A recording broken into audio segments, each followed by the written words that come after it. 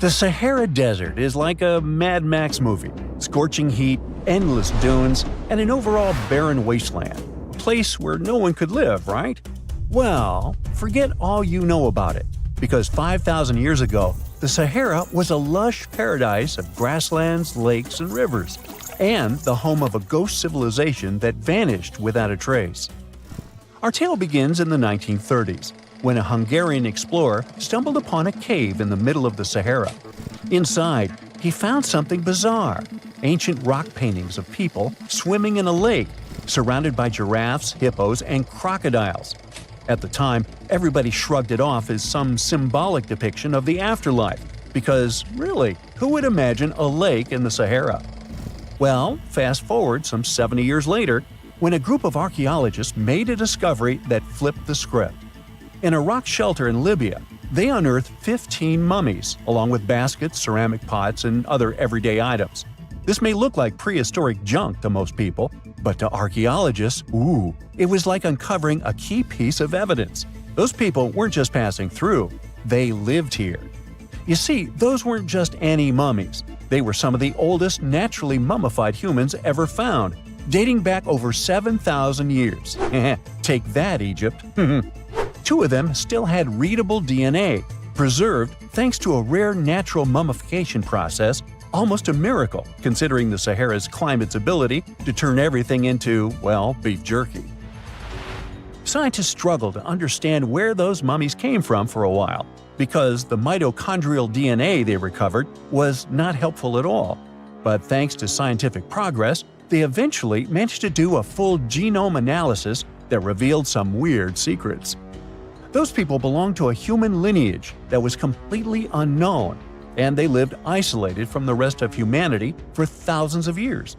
For decades, researchers assumed that the place where they lived, the Green Sahara, was like a prehistoric highway, a lush corridor that humans and animals used to migrate between sub-Saharan Africa and the Mediterranean. But the mummies demolished that theory, like a hippo sitting on a sandcastle. Their DNA showed zero genetic mixing with sub-Saharan and Eurasian migrants, keeping their genes pure for 7,000 years. Their closest genetic relatives weren't their neighbors living right below the famous desert, but some ancient hunter-gatherers from Morocco, and even some guys that lived in the Czech Republic, when it wasn't even a country yet, 50,000 years ago. We're not out of the woods yet, because those mummies also carried some teeny-tiny traces of Neanderthal DNA, just 10% of the amount found in modern Eurasians. Now, if you paid attention in school, then you know that Neanderthals lived in Europe and Asia, and early humans only mixed with them after migrating out of Africa. But those Green Sahara folks never left Africa. So how did they get Neanderthal genes? The leading theory is that their ancestors mingled with Neanderthals in North Africa 50,000 years ago before settling in the Sahara and cutting off contact with the outside world. Archaeologists also found cattle bones and tools made of stone and wood at that rock shelter, proving that those people led a thriving pastoral lifestyle. This discovery made scientists scratch their heads for a while because, you see, animal domestication was not developed in Africa. So how did they learn it if they never mingled with anyone? Did they have ancient YouTube tutorials? Probably not. The researchers believe they must have traded knowledge with neighboring groups, but just knowledge, no saliva. It's almost too hard to believe that no outsiders mixed with them. After all, who wouldn't want to live in a thriving civilization in the middle of a green paradise, drinking milk, eating meat, and even using animal blood as a protein source? Ooh, yummy. They didn't have to hunt for every meal, thanks to their livestock, and the abundant water made life pretty sweet. And yet, they never married outsiders. Why? Maybe it was a cultural choice to never date outside their own group. Or maybe the landscape itself kept them isolated. This is where scientists place their bets. They believe that the dense forests and rivers that existed in the Green Sahara acted like nature's no trespassing sign, creating a geographical barrier that isolates animals, plants, and whole societies. This isolation is the reason why their genes were so unique. These guys weren't swapping spit with anyone else. But this genetic time capsule almost didn't survive. For most of the last ice age, the Sahara was even harsher than today, a true dead zone where humans couldn't survive. 70,000 years ago, even the toughest people disappeared, retreating to the Nile Valley and the Mediterranean coast. Why? Because Earth was a climate bully. Massive glaciers stole all the moisture, weakening monsoons until rain clouds barely reached North Africa. Then came the knockout punches. Armadas of icebergs flooded the North Atlantic, triggering devastating droughts each time. This was the Sahara's ultimate keep-out era. Now, you're probably wondering how in the world the Sahara turned green after all this, and then went back to being a desert again. Well, it all started 15,000 years ago — I wasn't around then — when Earth was shaking off the last ice age. Our planet's axis was a bit wobbly, and because of that, the northern hemisphere got closer to the sun, getting extra sunlight and heat. This eternal summer turned North Africa into a giant moisture magnet, pulling water from the Atlantic and making it all rain down on the Sahara. The result of this ridiculous amount of rain was a lush savanna, complete with lakes the size of small countries. But the African humid period was not just a one-time miracle. The truth is, this eternal on and off switch between green and desert happened to the Sahara more than 230 times since the desert was born. During one of these events, the Sahara even expanded, getting bigger than it is today. So when the green Sahara showed up, you can bet it brought the ultimate ecosystem glow-up. This wasn't just a light dusting of grass. We're talking full makeover. The transformation was so complete, it even reshaped animal populations. Cheetahs suddenly struggled with the new prey dynamics, while rodents like the multi-mammate mouse thrived in the suddenly abundant grasslands. But don't pack your prehistoric swim trunks just yet. This paradise had teeth. The Sahara was an ecological maze of crocodile-infested rivers, malaria-carrying mosquitoes, and big cats lurking in the tall grass. Crossing it would have been like playing a real-life game of Hungry Hungry Hippos. This is probably why more groups didn't settle permanently.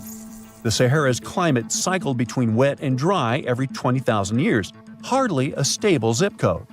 For most ancient people, it was smarter to treat the green Sahara like an all-you-can-eat buffet, grab resources and leave before the desert returned.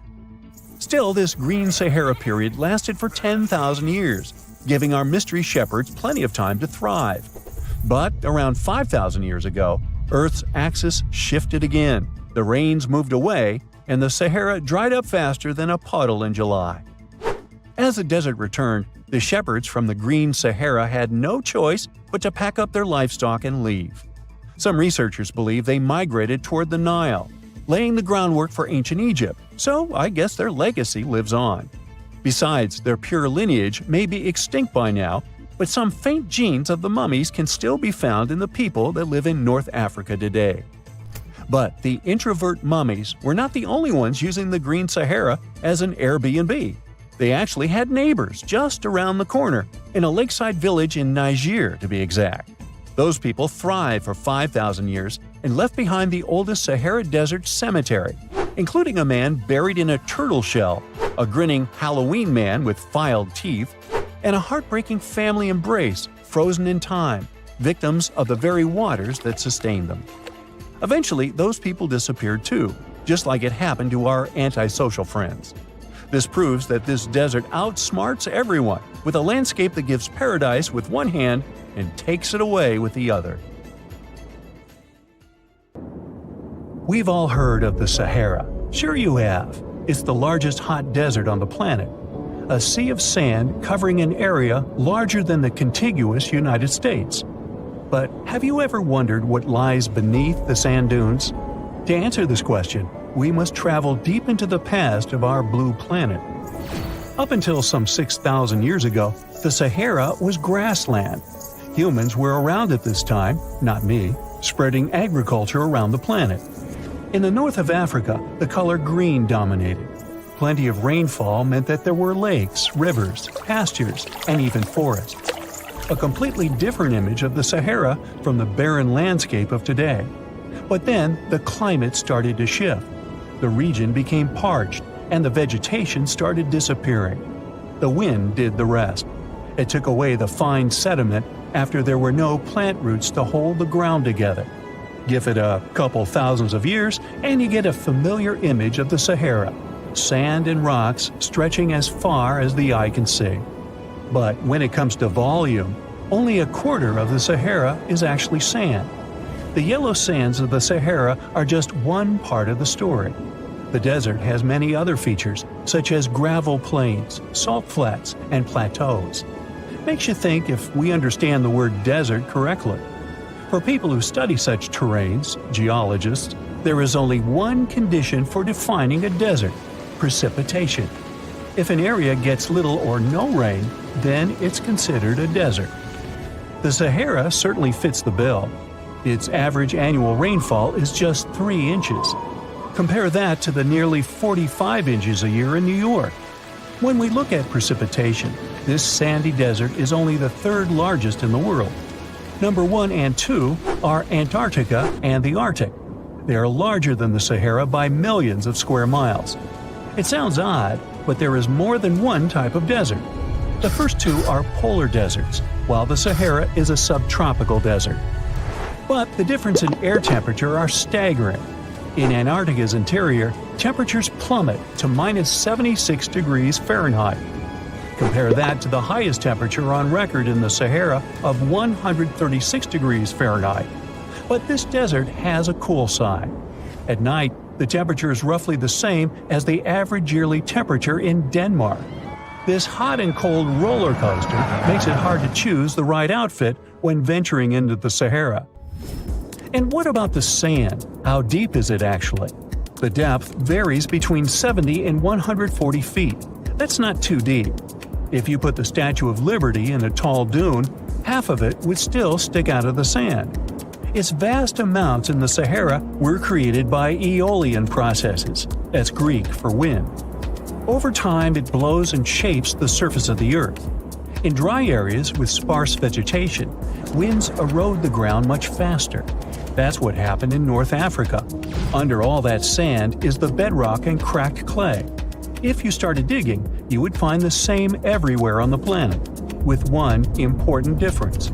There is some type of soil covering the bedrock. This is not the case in the Sahara. Because of the arid climate and a lack of vegetation, sand covers the ground below. Over the course of thousands of years, a lot of interesting finds ended up in the desert sand. For example, there are petrified tree trunks. These are essentially preserved prehistoric trees. They date back to the time when the region was lush green.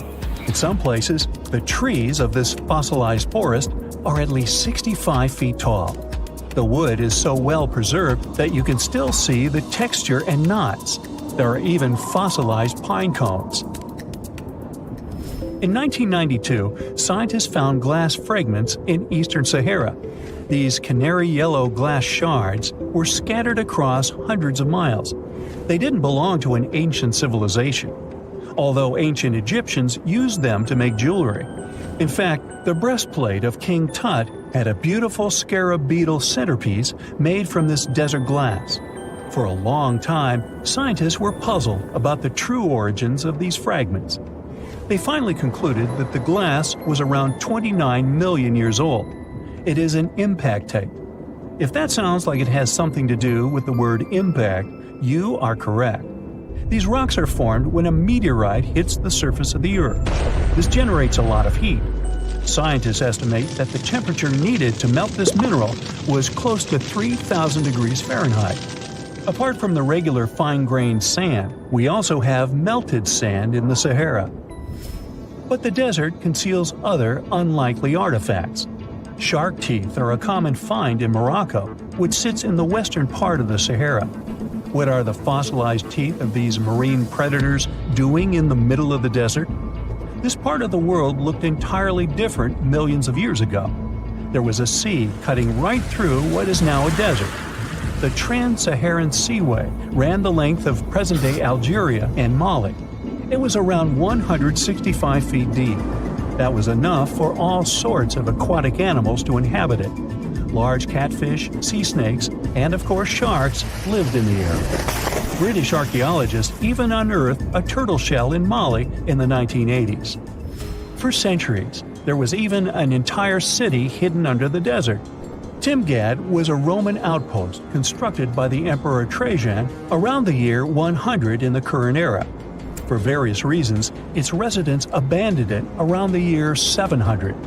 The sands of the Sahara soon engulfed the city. It had remained hidden for nearly 1,000 years. Then, in the 1700s, a Scottish explorer started digging out the city. His team first uncovered a sandstone triumphal arch 40 feet high, similar to the ones we can see in Rome and Paris today. An amphitheater soon popped out of the sand, and it was followed by well-preserved statues of Roman emperors. The Scotsman's find was so impressive that no one believed him at first. It took 2 more centuries for archaeologists to fully excavate the city during the 1950s. The site covers a surface as large as 10 polo fields. The ruins reveal the full mastery of Roman city planning. All the streets meet at a right angle in what is known as an orthogonal grid. You can find the same layout in modern cities such as New York. Historians estimate that during its heyday, 10,000 people called Timgad home. Different nationalities lived here, from Romans to people of African descent. Today, more than 2.5 million people live in and around the Sahara. They are spread across 11 countries in total, and their living space is growing.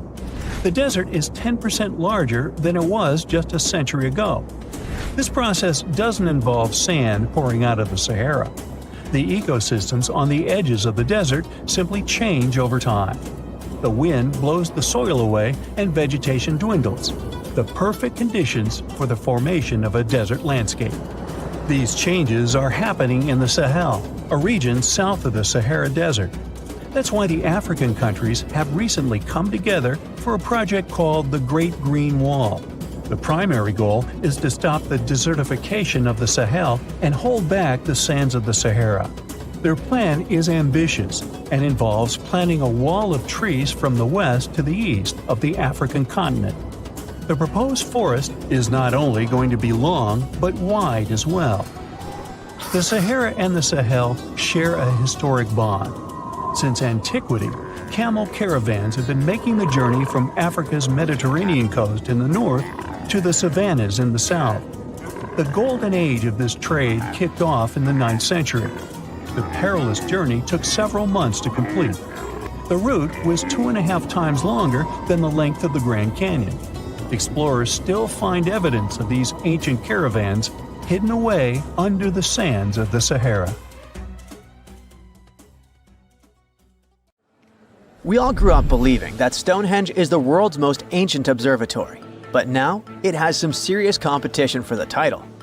Nabta Playa was built more than 2,000 miles away in southern Egypt, and thousands of years before Stonehenge and even the pyramids of Giza. In 1973, a Bedouin guide stumbled upon a strange group of huge stone formations while crossing the Sahara Desert. He led American archaeologist Fred Wendorf to the site, located about 60 miles from the Nile. Wendorf's friend and colleague claims the team found the stones while stopping for a bathroom break in the desert. Either way, what they found changed history. At first, Wendorf thought the stone structures were just natural formations, but then it hit him. This area was once a lake, meaning no natural rocks should even be there. He kept coming back to the site for decades, and by the early 1990s, his team finally uncovered a circle of stones that seemed to line up with the stars in a way no one could explain. After 7 long years of trying to crack the mystery of the site, Wendorf reached out to an expert in archaeoastronomy. They study how ancient people used the stars. One evening, while the expert sat in the cool desert sand staring at the stones, he realized that they formed a pattern radiating outward from a massive burial mound. One by one, as they dug into the sediment, the buried megaliths started lining up like spokes on a wheel. The team had already used radiocarbon dating to test samples from fire hearths and tamarisk wood roofing found inside the stone circle.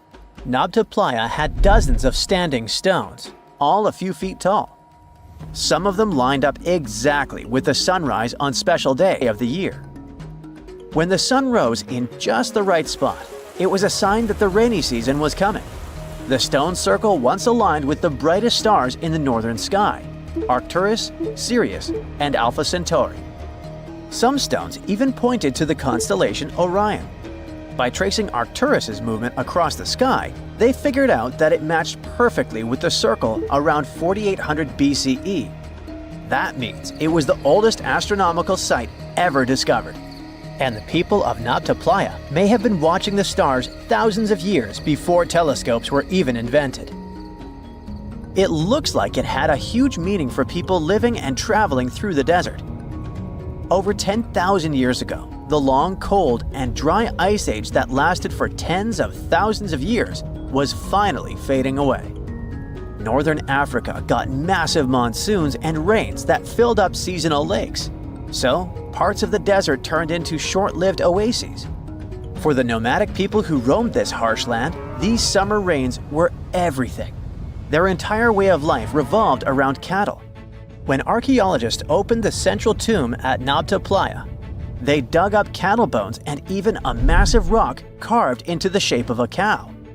The people who built it used the stars to guide them and find hidden watering holes like Nabta Playa, which likely held water for about 4 months a year, starting with the summer monsoons. But there was no North Star back then, so instead they navigated using bright stars and the way the sky seemed to spin in circles above them. When the lakes were full, the standing stones would be partly submerged, and from the western shore, you would see the reflection of the stars on the dark water. Nabta Playa is way less famous than Stonehenge, perhaps because its stones were buried and the famous site in England was open to visitors for thousands of years.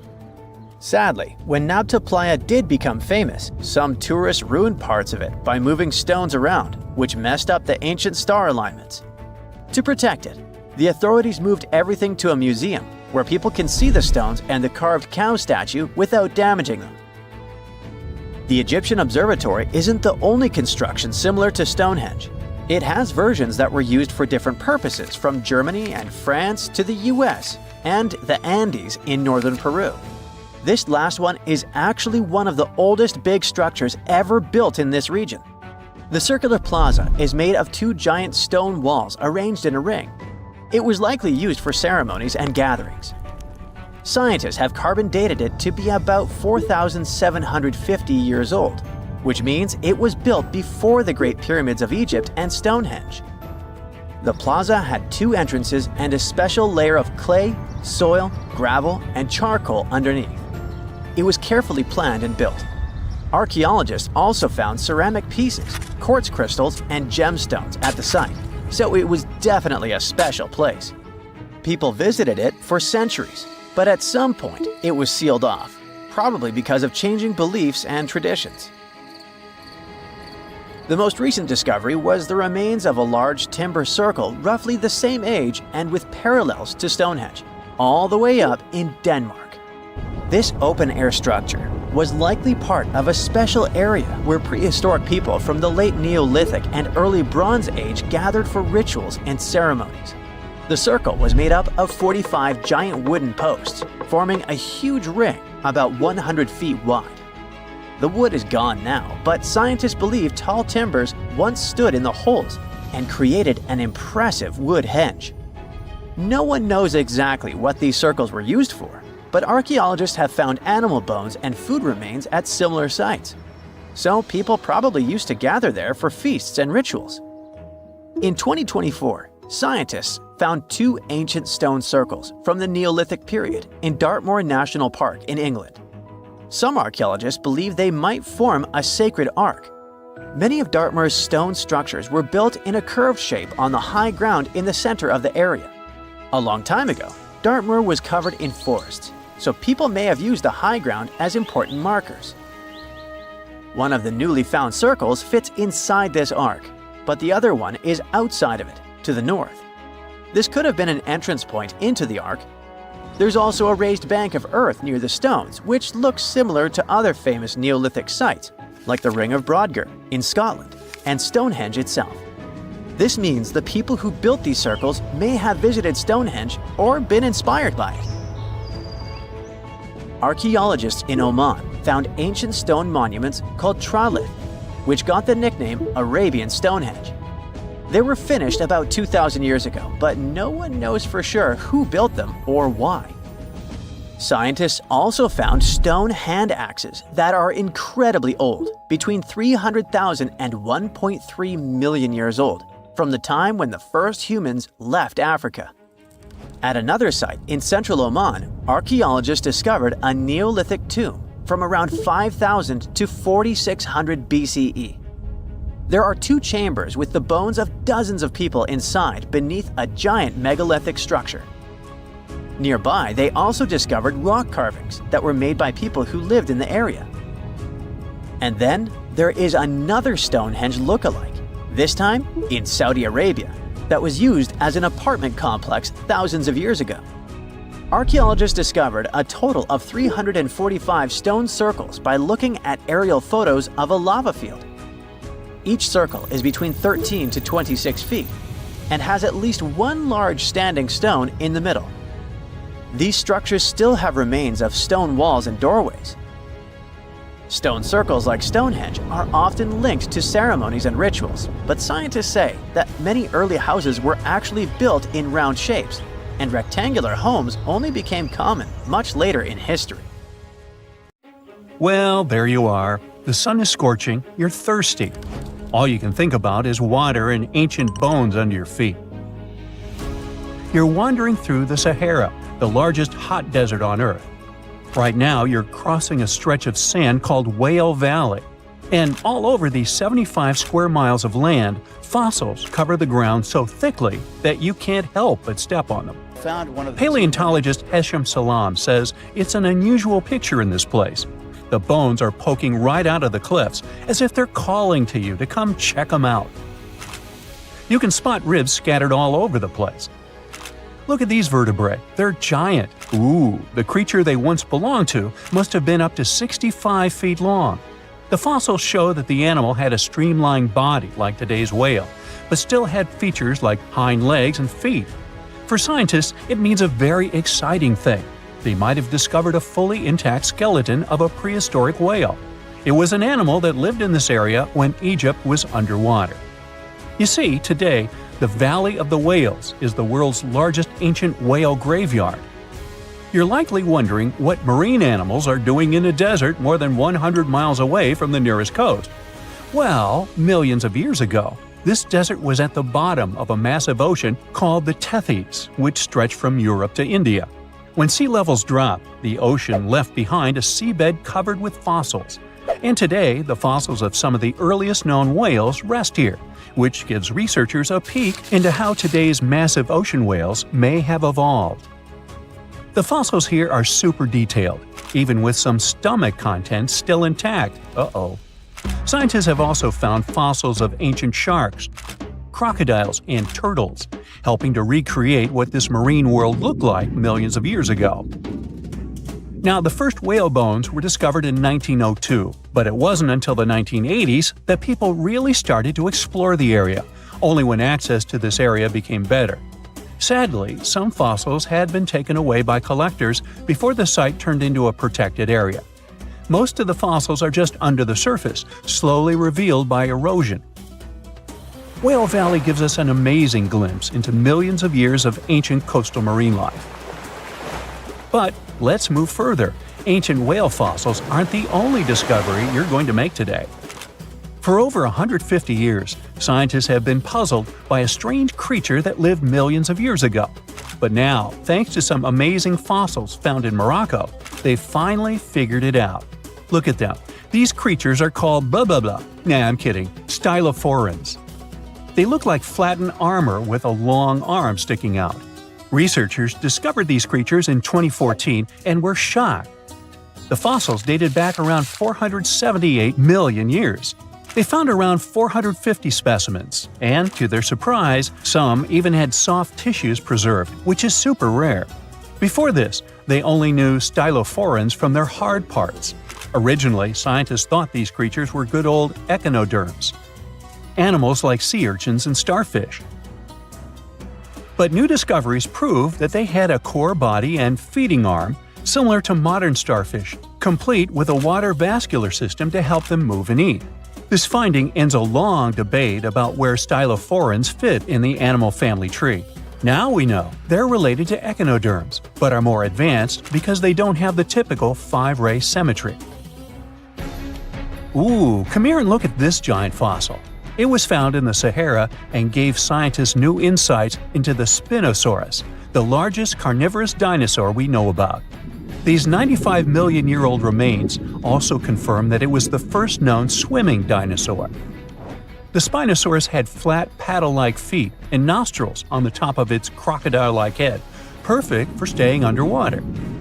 It was a pretty weird dinosaur with a long neck, trunk, tail, and a 7-foot sail on its back, so it must have spent a lot of time in the water. At over 50 feet long, Spinosaurus might have been even larger than T-Rex. The first Spinosaurus remains were discovered about 100 years ago in Egypt. But only this new fossil, found in Morocco, helped scientists reconstruct this dinosaur for the first time.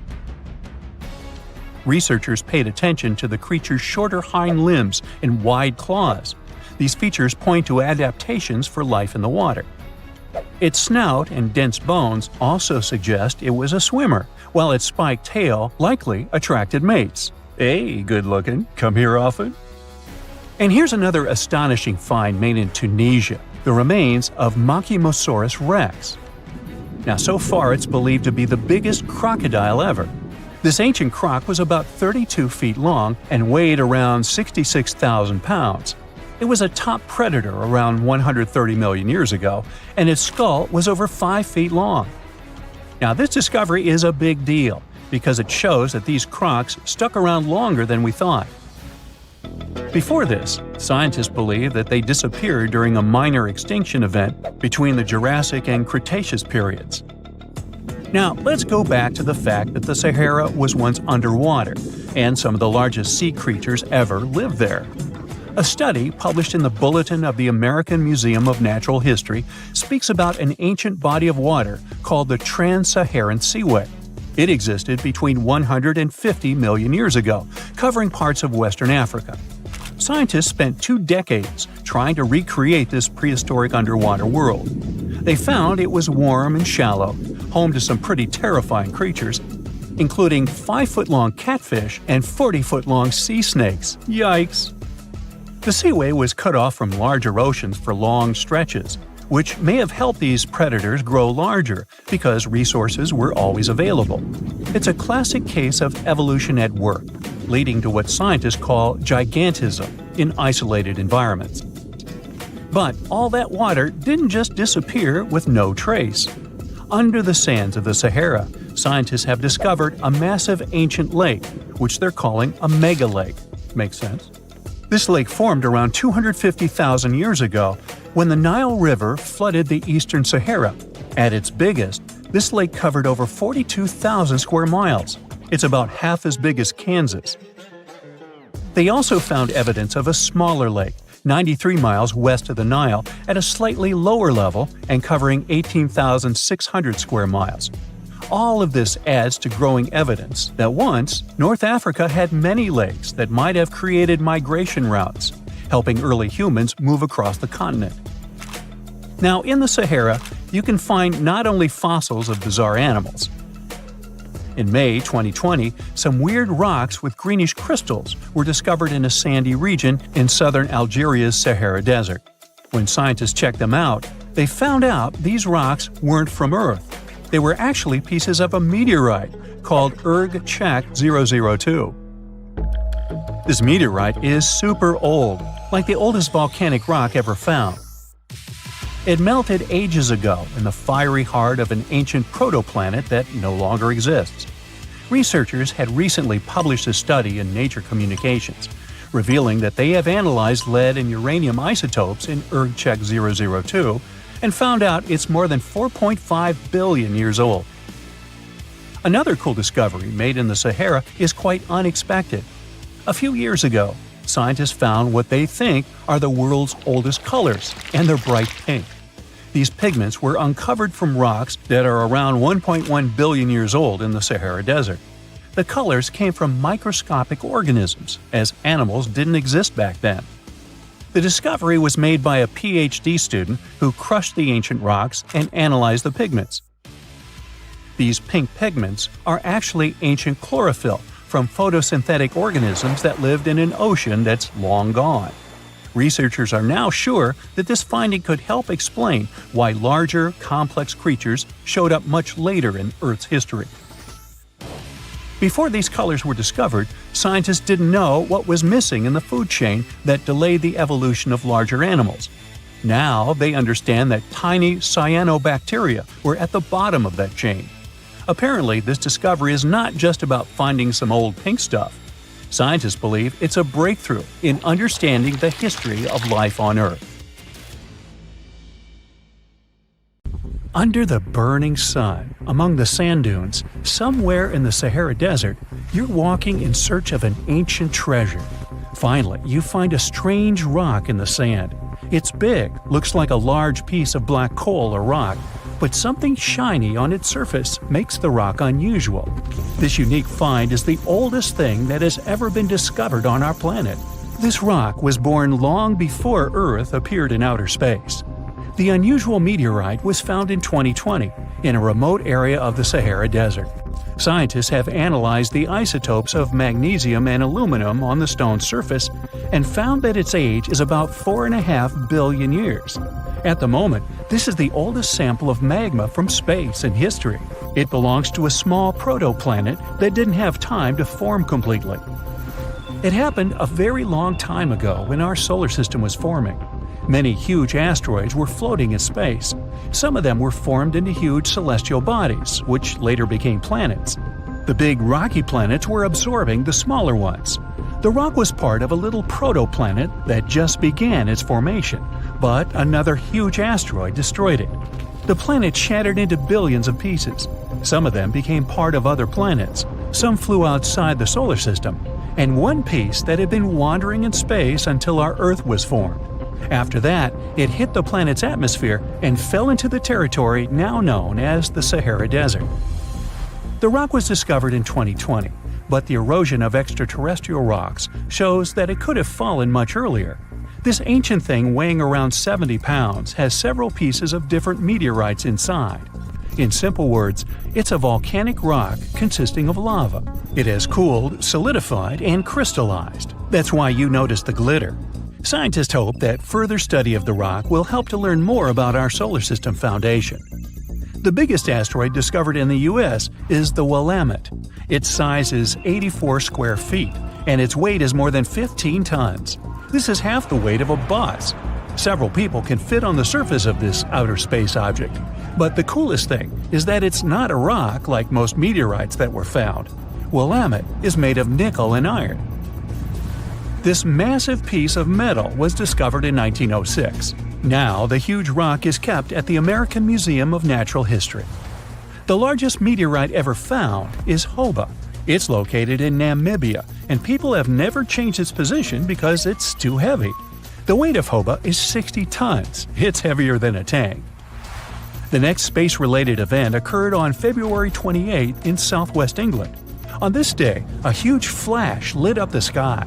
Then there was a loud crash. Several residents opened the doors of their houses and noticed a black sooty spot on the lawn. They immediately guessed what had happened and reported the discovery to the British Meteorite Observation Network. If you ever find a meteorite, report it to some geological research or space center as soon as possible. The longer a space rock lies on the ground, the faster it loses its value. Rain, dust, snow, wind, scorching sun, all these factors damage the surface of the meteorite. It makes it difficult to study the celestial object. The meteorite found in England looks like coal, but it's way softer and more fragile. It most likely used to contain frozen water. The rock is part of a huge asteroid that plowed through outer space when our solar system hadn't fully formed yet. They found a unique combination of minerals inside the rock. It can help scientists learn more about the origins of the solar system and life on Earth. Now we're heading to Germany, to the small town of Nördlingen. A huge ancient meteorite's hidden here. It's very difficult to notice it unless you know the secret of this town. You're walking along the cozy little streets and looking at the buildings with beautiful architecture. You spend the whole day there and don't find anything that reminds you of a meteorite. To solve the mystery, you need to get out of town.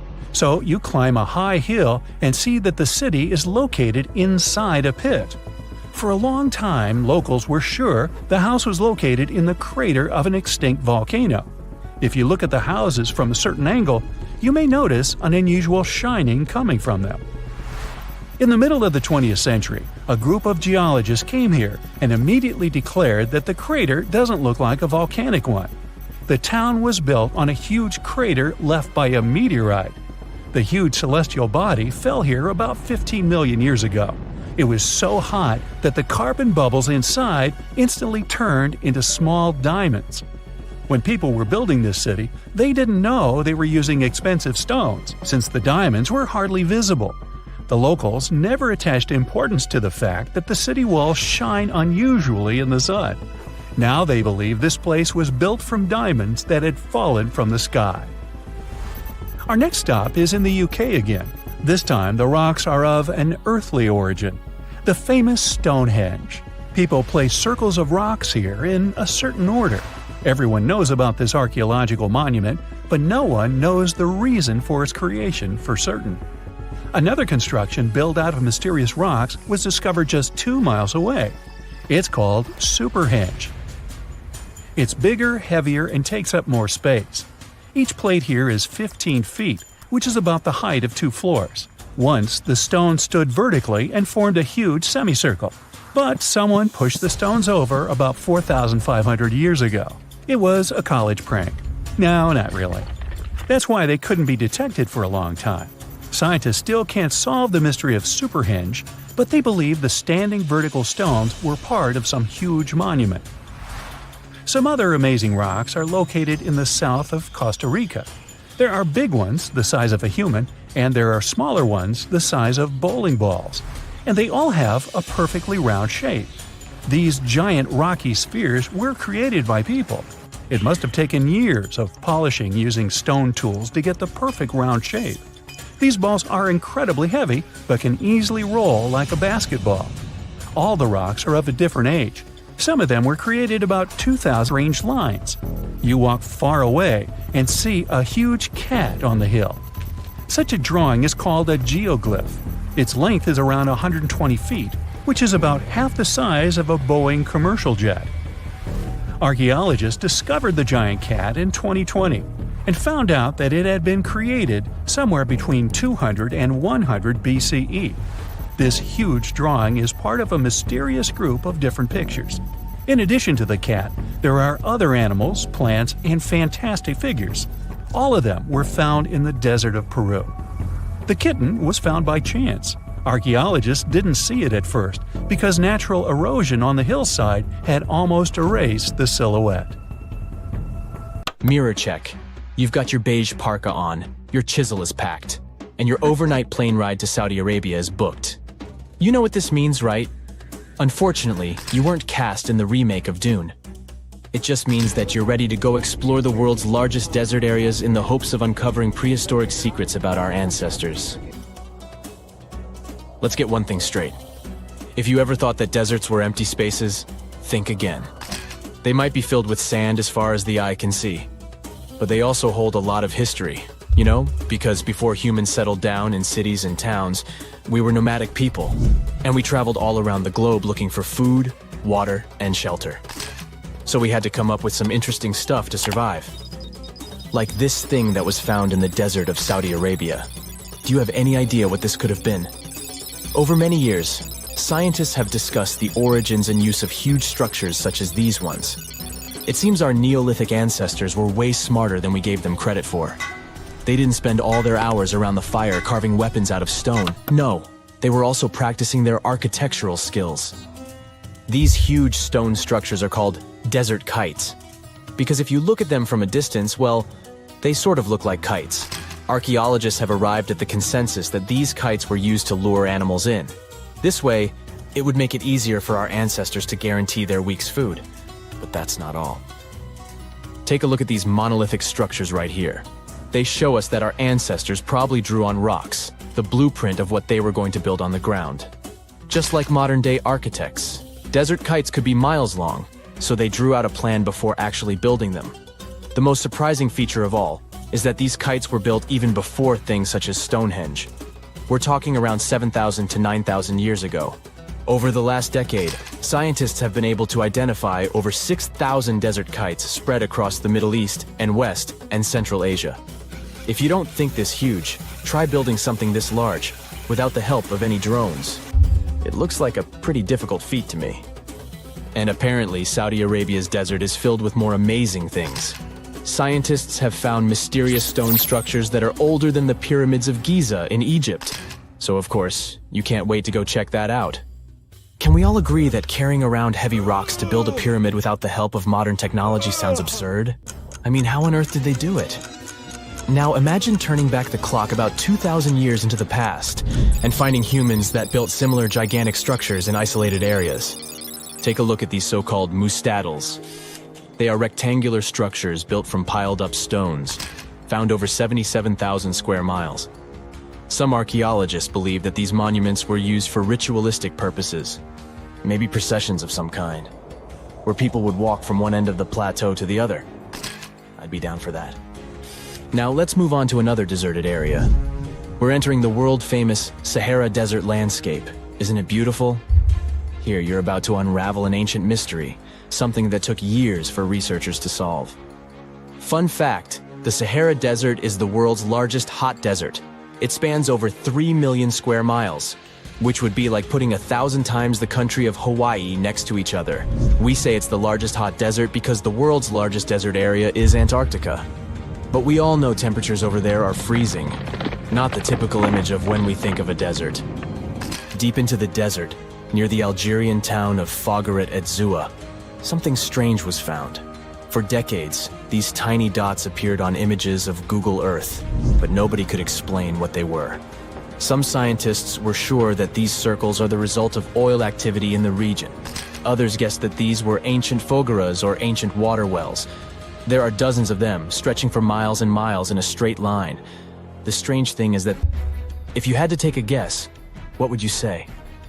Remember we talked about how our ancestors had to be creative in order to survive in the desert? Let's try to walk in their shoes for a minute. Imagine you're a nomadic hunter-gatherer living in a desert area. You spend your days basking in the hot sun, trying to count all the grains of sand around you. But you also need to eat and drink water. But how on earth do you get water in a desert? Sure, you can hope to keep running into oasis every week or so, but that seems a bit risky, doesn't it? That's why North African people invented the so-called fogeras. The fogeras are a 2,500-year-old irrigation system. Locals would dig deep wells in elevated areas, wells deep enough to tap into underground water. Then, they would dig parallel shafts at regular distances. This way, the water would flow from the main well down into all the shafts and irrigate entire areas. Travelers could stop by the shafts and quench their thirst. They could also raise livestock and tend to crops. Pretty clever, huh? As much as these holes did look like fogaras, a little bit of research would show you that they're not. You see, these shafts were built in a line, and not in a circular shape like the ones we're looking at now. So maybe it has something to do with the second option? Maybe these desert holes were related to oil activity in the region? Let's have a look at the holes up close and personal. From Google Earth, they don't seem that big, but in real life, they are huge craters. The tip to uncovering what they are is hidden beneath the sand. If you were one of the researchers originally uncovering the truth behind this mystery, you would have found something unique hidden in the sand. Old dynamites and vintage sardine cans. Putting the pieces of the puzzle together, scientists found that these sardine cans were a model from the 1950s and 1960s. It seems that entire teams from that decade would camp out while they surveyed the area for oil. And what about the dynamites? These were used for seismic surveying. This is an old technique, used to identify if there is oil and gas beneath the Earth's surface. Still in North Africa, you find out about another desert mystery worth exploring. Near the city of Tiaret, southwest of Algeria's capital, one runs into 13 peculiar monuments. These structures are also called jedars, and yes, I am aware of how much that may sound like a Star Wars reference. They are pyramid-like in their shapes, and as far as scientists know, They were used as final resting places for the people who lived in the region. Can you guess who these were? Most likely the Berber nomads. And since we're talking about ancient stuff, they were probably built between the 4th and 7th centuries CE. Once scientists began to explore the insides of these monuments, they found they were pretty big inside. They found large underground vaults, chambers, and labyrinth-like corridors that gave way to over 20 compartments. It could take you up to 2 hours to walk around in them, and apparently our ancestors also used its walls to depict images of animals and hunting scenes. There's no definite proof of what these jadars were used for, though. This is so neat, huh? I'm sure that our world's desert is filled with many more mysterious things for us to unravel. I guess I'll see you next time so that we can continue our explorations. When you think of an epic desert scene with blazing sun, endless dunes, and those magical little oases, you probably picture the legendary Sahara, right? But what if I tell you that 11,000 years ago, this vast expanse of hot sand looked totally different than it does today? Yeah, I don't know, I wasn't around then. But I'm told that back then, what we now call a desert was a lush paradise, brimming with lakes, rivers, grassy plains, and even woodsy forests. So, where did all this water go? There are many stories about the distant past of our planet when deserts were covered with jungles and forests. And then something happened, like changing climates or colossal earthquakes, and it all turned green lands into dunes. But how about a theory that Sahara became a desert because of humans and goats? The Sahara has seen its fair share of wet and dry drama throughout the ages, mostly thanks to little shifts in Earth's orbital tilt, causing variations in how much solar radiation hits the atmosphere. There were even times called the African humid periods, when the rain would pour in and transform the dry landscape into a bright green haven. But between 8,000 and 4,500 years ago, something really funky happened to this region. Certain areas went from humid to dry, way too fast to explain it by just orbital changes. In the blink of an eye, the lush Sahara turned into the Sahara we know today. Now, if you ask scientists why it happened, they will tell you, oh, it's just poor parameterization of the data. Bet you didn't get it, did you? What? Well, right, let me translate it from scientific to common human. It means they really don't know the answer themselves, and they got a bunch of missing puzzle pieces. But as scientists sifted through ancient dirt and pollen samples, they spotted a quirky trend. Wherever there were pastoralists, also known as humans with their domesticated animals, the plant life seemed to shift. It was as if every time humans and their furry friends meandered through the greenery, they turned it into scrub and desert right behind them. Oops. Yep, chances are that by overgrazing, humans were sapping moisture out of the atmosphere, since plants give off moisture, which helps make clouds and making things even sunnier, leading to a quicker end of the humid vibes. Plus, our ancestors may have been getting a little too cozy with fire for land management, further speeding up the desert takeover. Anyway, scientists are sure that this lush Sahara would have turned back into desert eventually, even if humans hadn't shown up, thanks to Earth's natural rhythms. So there's no need to pin this abrupt change solely on humans. It could simply be about nature getting feedback from vegetation and dust cycles. It's difficult to determine what caused these changes, as it's all interconnected.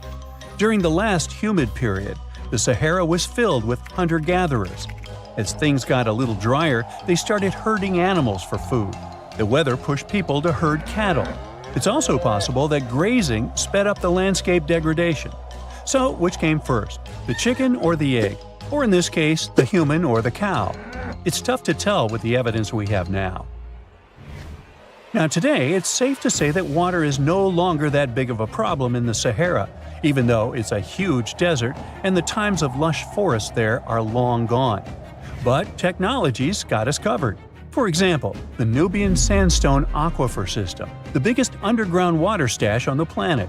It's nestled beneath the Sahara Desert's eastern edge and stretches across 4 northeastern African countries – Sudan, Chad, Libya, and Egypt – covering a whopping 770,000 square miles and holding around 36,000 square miles of groundwater.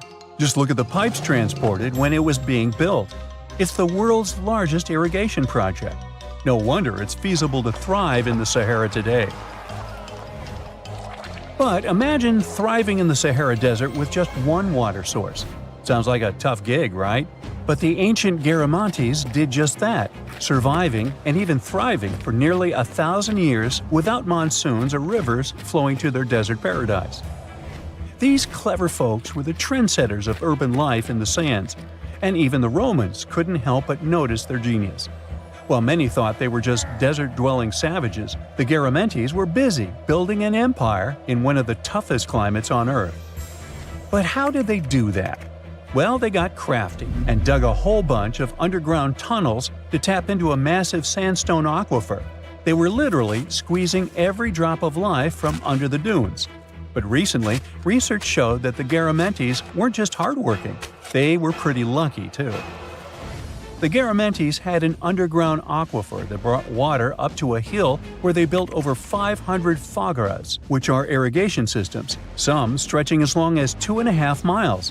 It was like sipping water through a straw, which let them irrigate their crops for nearly a century, especially since even a little rain would help recharge the system. But eventually, due to rain insufficiency, the aquifer ran low, and reaching it again would have meant digging more tunnels and relying on more people. That's a tough problem, considering these people were in the middle of food and water shortages. Guess I don't need to tell you what happened to the Garamantes, do I? The fall of the Garamantian culture might be linked to several factors. It may have been due to climate changes, or they may have simply used their water resources too much. Back in the day, the Sahara Desert was actually fertile agricultural land, thanks in part to the cool irrigation system the Garamantians created. But since fossil water isn't something you can replenish over time, the groundwater levels dropped pretty low. This likely played a big role in the kingdom's decline by the late 7th century CE. That sounds like someone who hit a lottery jackpot, used up all the money, and went back to their original not-so-cool job once the bank account got fully drained. Oh, by the way, even if the Garamantes left some secret wisdom messages for us, the chances are we'll never get what they wanted to tell us. Nobody really knows what language they used, and their texts are nearly indecipherable to us today. But let's go back to the Green Sahara. So it transformed into a desert about 4,500 years ago. But today, we can understand how people lived in those times in the Sahara thanks to natural parks in Africa that have the ultimate outdoor art gallery. There are well over 15,000 ancient paintings and carvings depicting everyday life from around 11,000 years ago. However, if the carvings aren't enough for you and you feel like visiting an actual green desert, all you have to do is book a flight to California. One of the most beautiful phenomenon in the world, the superbloom, takes place here. Look at all these colors: orange, green, pink. It's a miracle. Wildflowers bloom right in the middle of a hot desert after several years of rainfall in dry places. It's such a bright and colorful landscape that superblooms can be seen from space. This rare phenomenon can be observed in other arid places and deserts in western and southern Africa, Western Australia, and Chile. In all these places, the weather is very hot and dry in summer. Mild humid air comes in winter, and this is the ideal environment for mass flowering. Flower seeds that lie in desert sands can wait for decades before starting to produce flowers. When the hot sun destroys all the weeds and grass, and the rainfall becomes enough to moisten the soil, the seeds are kind of like, well, okay, now it's our turn to play a big game. And then hundreds of thousands of tourists come to take photos and post these beautiful pictures on social media. And this, unfortunately, is one of the main dangers for flowers. Therefore, if you find yourself in a place like this, don't pick the flowers and don't trample on them. Stay on the path, don't litter. Take only pictures and leave only footprints. You get it? Good. Something exciting and kinda unexpected popped out among the rocks of the Ica Valley in Peru. The bones of a really old whale that lived almost 40 million years ago. At first, no one was really impressed because the bones they found were big and weirdly shaped, so people just thought they were looking at giant boulders. I mean, that's cool too, but things got way better when they realized those were the remains of a very large ancient animal that roamed along the coast of ancient Peru. Plus, it was probably the heaviest creature that ever lived. Sorry, blue whale, I know you worked hard to get to the top. The length of over 100 feet and weight of more than 200 tons brought you the status of the biggest animal on our planet. But it seems you've held the title long enough. Time to hand it over to our next candidate, and that one's really gigantic. This ocean beast was probably shorter than the blue whale, but heavier, with a weight that could be between 93 tons and 370 tons. If it's closer to the higher number, it'll make Prehistoric the biggest animal ever known to have lived on Earth. And it seems its weight was the result of having extremely thick, dense bones. You can see such bones today in manatees or some other early whales. Dense bones are a great tool for such marine mammals. This feature makes them heavy and allows them to stay submerged most of the time. But at the same time, if their body was too heavy, they would end up sinking all the time, and they would waste too much energy to move back up to the surface. So, to avoid sinking, marine mammals need to have enough lighter tissues, like muscles and fat, to help them float in the water without using too much energy. Now, scientists didn't have the whole skeleton, which makes it hard to tell how big the animal was. But they used the ratio of the heavy bones to the lighter tissues in other marine mammals to estimate the overall weight of this giant ancient whale. Experts found these fossils about 13 years ago and spent the next decade freeing the whale from the rock. Its anatomy and age showed this whale was a cousin of Basilosaurus, a whale that had a long snout full of sharp teeth, and a sleek body similar to that of an eel. Even if Prehistoric wasn't bigger than the blue whale, it was still a giant that ruled the ocean depths. Unlike modern whales, there's a possibility that this ancient fellow was a predator that liked to go after bigger prey. And this also changes how we see the history of whales. Scientists used to think these magnificent creatures became really big about 5 million years ago when they started eating lots of small creatures. But here's the proof that giant whales existed even before that. But it's still unclear how this whale managed to find enough food to sustain its enormous body. Plus, it's still hard to tell what exactly this ancient creature had on its menu.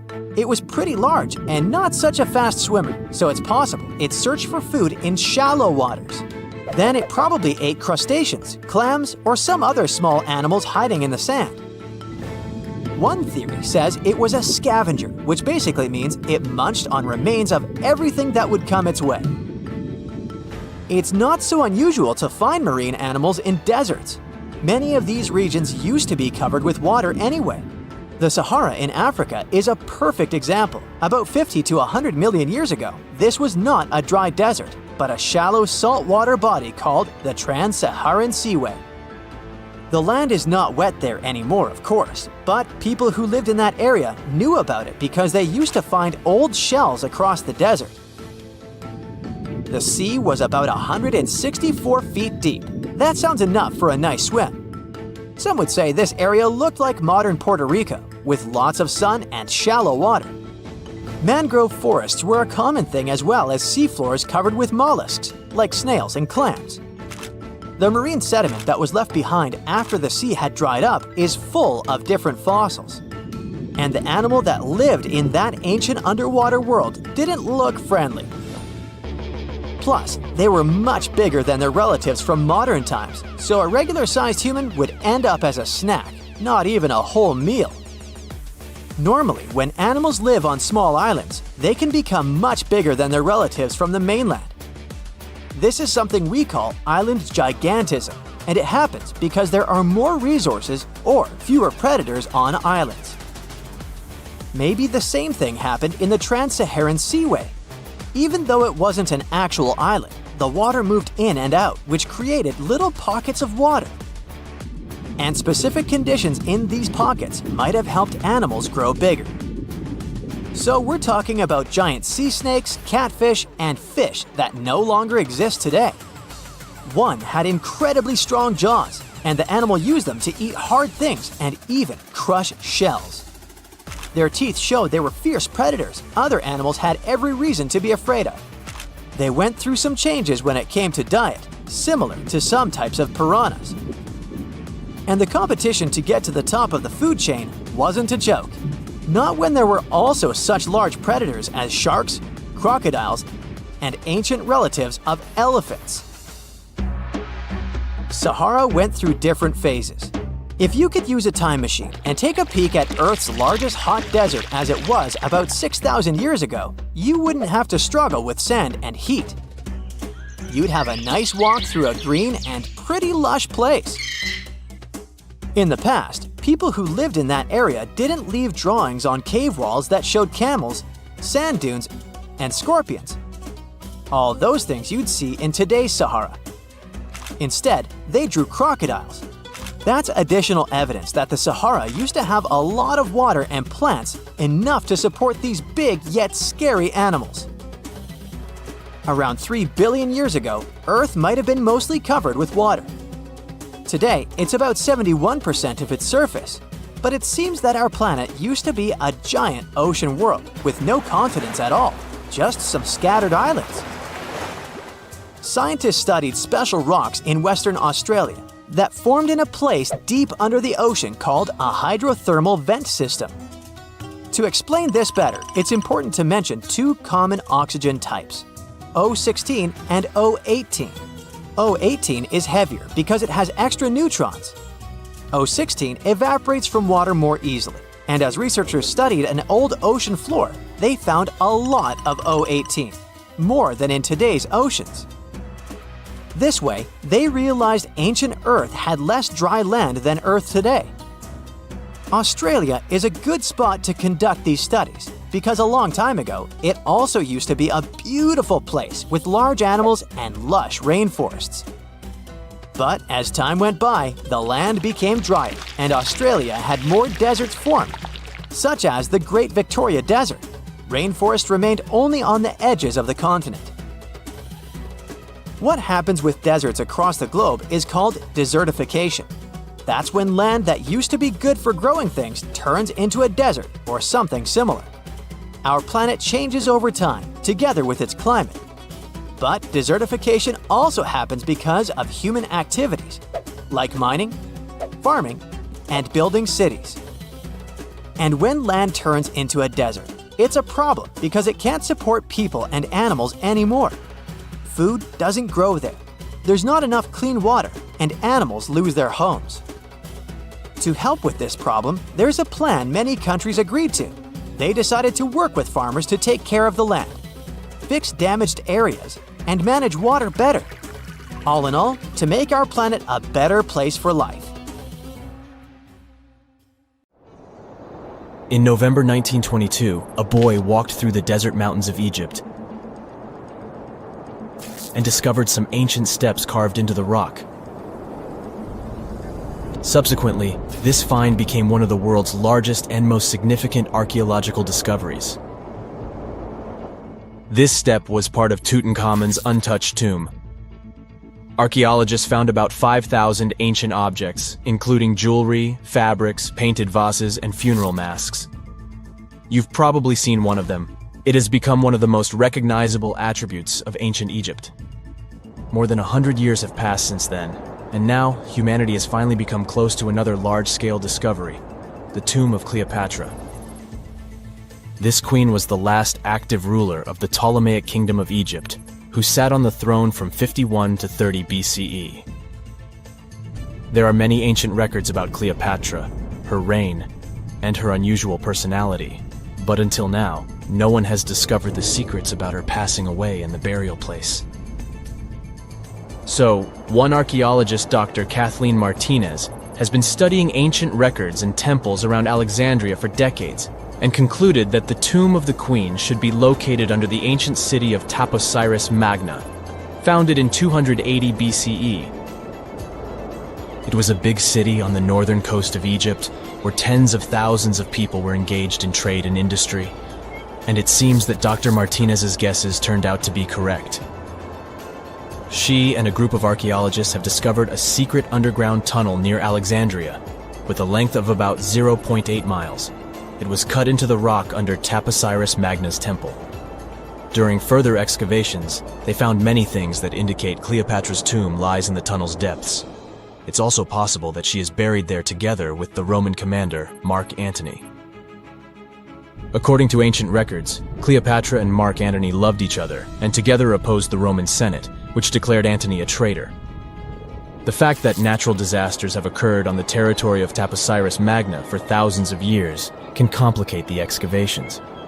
Earthquakes and floods destroyed the city and possibly flooded its underground tunnels. But archaeologists hope the ancient tomb remains untouched, and that it hides many treasures and records about the royal life of ancient Egypt during the reign of the last dynasty. There's a chance that excavations will go underwater and in the mud.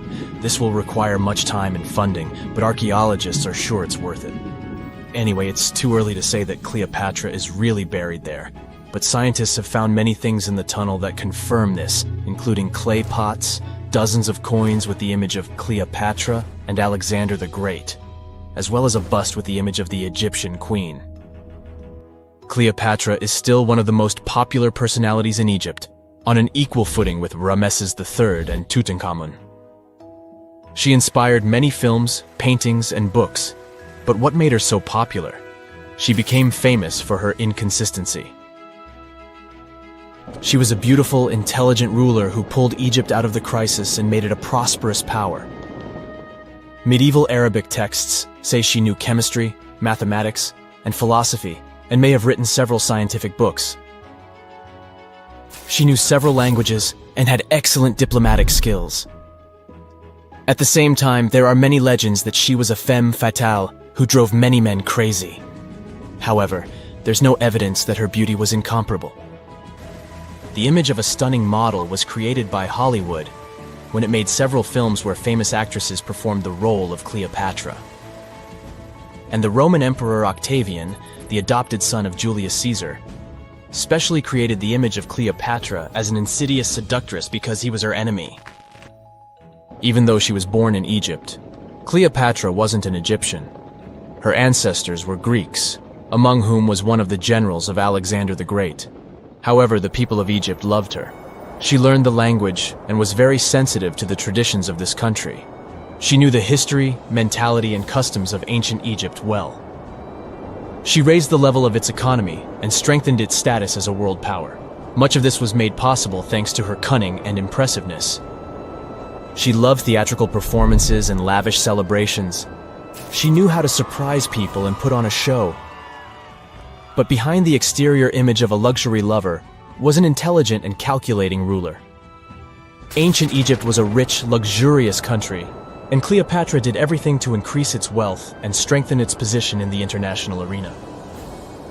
For example, she was once in conflict with her brother Ptolemy XIII Odd. The queen knew that she wouldn't be able to resist him, so she decided to attract Julius Caesar to their side. The Roman emperor arrived in Alexandria, where Cleopatra wanted to meet him, but Ptolemy knew about her plans and was about to prevent her from coming to Caesar. Then, instead of a rich and noisy arrival, Cleopatra decided to make her visit inconspicuous. She wrapped herself in a carpet or linen bag the emperor's servants carried into Caesar's private chambers. Cleopatra emerged from the carpet and impressed the Roman emperor with her beauty and determination. As a result, they fell in love with each other and became close allies. After some time, she impressed another influential Roman for diplomatic purposes. She arrived to meet Mark Antony on a golden barge with purple sails and silver oars. Cleopatra was dressed in the image of Aphrodite and sat under a magnificent canopy. Her servants dressed like cupids and were blowing her fan and burning incense. But Cleopatra created such a show for a reason. She knew that Antony revered Greek mythology and considered himself the embodiment of Dionysus. As a result, he was so impressed with this woman that he ended up marrying her. Cleopatra defended her crown, strengthened her alliance with Rome, and bore Antony 3 children. In Egypt, they threw big parties and enjoyed wealth with power. However, the relationship of a high-ranking official with the Egyptian queen caused a scandal in Rome. Octavian was Antony's primary opponent in the struggle for power, so he exploited the situation to darken the competitor's reputation. He used propaganda to make Cleopatra an insidious seductress in the eyes of Roman citizens. He accused Antony of succumbing to her charms. The Roman Senate supported Octavian and declared Cleopatra an enemy. In 33 BCE, this conflict reached a high point when Antony's navy clashed with Octavian's fleet. The latter won and forced his enemy to flee to Egypt with Cleopatra. According to some records, they took refuge near Alexandria. Pursued by the Romans, they hid in one of Cleopatra's palaces and met their end. Some legends say that Cleopatra was an expert in poisons. She provoked a venomous snake, a viper or an Egyptian cobra, to bite her. Also, according to another legend, she pricked herself with a poisonous needle. There's a theory that Cleopatra always carried an ampule with poison inside her hairbrush. And when she was cornered, she soaked the needle with this poison and pricked herself. None of this can be said for sure. Scientists are still trying to find out the truth. Perhaps when they reach Cleopatra's tomb, the world will get more answers about her tragic fate. She is considered the last ruler of Egypt. After her passing, Octavian plundered her palaces and temples and returned to Rome, where he became the main emperor. He successfully ruled the country and expanded its borders. His reign ended when he turned 75. World history would have looked different if Cleopatra and Mark Antony hadn't lost that naval battle. By the way, did you know that more time has passed between Cleopatra's reign and Neil Armstrong's flight to the moon than between the reign of the Egyptian queen and the construction of the Great Pyramid of Giza? Armstrong took a step on the Earth satellite in 1969, 38 years after the birth of Cleopatra. And the construction of the pyramid took place in 2560 BCE. Imagine how long the history of ancient Egypt is. Cleopatra is closer to us in time than to the pyramids. When you hear the word mummy, you might get a chill down your spine. That's because most of us associate this word with those creepy characters we've seen in some scary movies. But in reality, mummies have helped us understand a lot about ancient civilizations, their rulers, and about how people used to deal with losing their loved ones. The people most famous worldwide for their mummies are the ancient Egyptians. They believed that some sort of existence after passing away was possible, if certain conditions were met. That's why they insisted on preserving the human body through the process of mummification and placing the mummy in a furnished tomb, kind of like giving it a fully functioning apartment of its own. Why did they believe in this? Well, because they were deeply connected to their natural environment for the most part. They saw the natural cycles around them, like how the sun rose every day, followed by the moon, or how new life was always sprouting from plants, even after they had wilted away. They also believed that the powerful spirit Osiris, who represented the cycle of passing away and resurrection, played a role in this process. To prepare for the afterlife, the ancient Egyptians followed certain rituals, like mummification, which involved using materials like honey, resins, and incense to preserve the body. There's no other mummy more popular than that of King Tut. He was a young pharaoh who ruled over 3,000 years ago in Egypt. The problem with discovering ancient royal tombs is that most of such burial sites were previously robbed. People knew ancient rulers had been left with many valuable belongings, so those locations became vulnerable to thieves. When King Tut's tomb was opened in 1922, people were excited because it had not been robbed, like many other previously discovered royal tombs. That's how well hidden it was. Inside, his mummy was encapsulated in a total of 3 coffins, including one made of gold. The objects found in his tomb showed us what ancient Egypt was like, and studying his mummy also helped us learn about the culture and practices popular at the time when he passed away. We also learned about his family by looking at his DNA. Scientists were able to discover that he had had a disease called malaria and a problem with his foot that might have made it hard for him to walk. Ramses II was another pharaoh in Egypt who ruled for 68 years, which was quite a lot back in the day. He was known for his expansion campaigns and building projects. Many objects from his time as a ruler still exist today, including a large statue of him. Ramses II was about 6 feet tall and lived to be about 90 years old. After looking at his mummy, scientists concluded that he may have had a medical condition that affected his spine. Now, remember those thieves I mentioned before? They are probably the reason why Ramses II ended up in a plain coffin in a secret collection of royal mummies at Deir al-Bahari, which was rediscovered in 1881. Thankfully, archaeologists were able to identify him because his journeys had been recorded on his wrappings. The process was really tedious too. In fact, in ancient Egypt, the mummification process could take a staggering 70 days to complete. A special person would say a very specific speech while delicately handling the body and drying it out using a type of salt called natron. They also used linen and resin to make the body look more lifelike and to wrap it in cloth. The tomb was equally as important for ancient Egyptians. The walls of King Tut's tomb, for example, were adorned with intricate artwork that depicted his journey to the afterlife, from his burial procession to his passage through the underworld. The ancient Egyptians believed that everyone made this journey after passing away, and they filled their tombs with items and paintings to help the person in their spiritual travels. Additionally, the walls of the tomb were decorated with spells from a special book, which contained a collection of poems that the Egyptians believed would help people reach the afterlife. And speaking of how important this journey was, people also placed food in these ancient tombs. In King Tut's tomb, archaeologists discovered 36 jars of vintage beverages and 8 baskets of fruit, which were believed to be left there to help him in his journey to the afterlife. The Egyptians believed that traveling to the afterlife took a really long time, so they left a lot of supplies, such as food and water, to sustain their loved ones.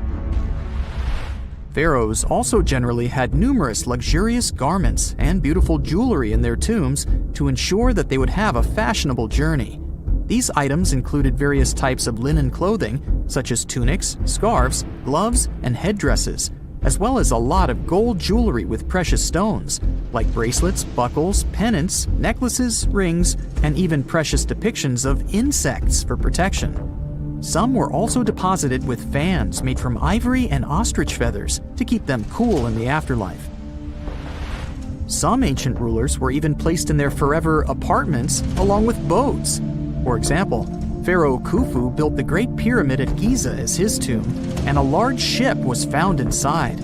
King Tut, however, was buried with multiple boat paddles, but no actual boat.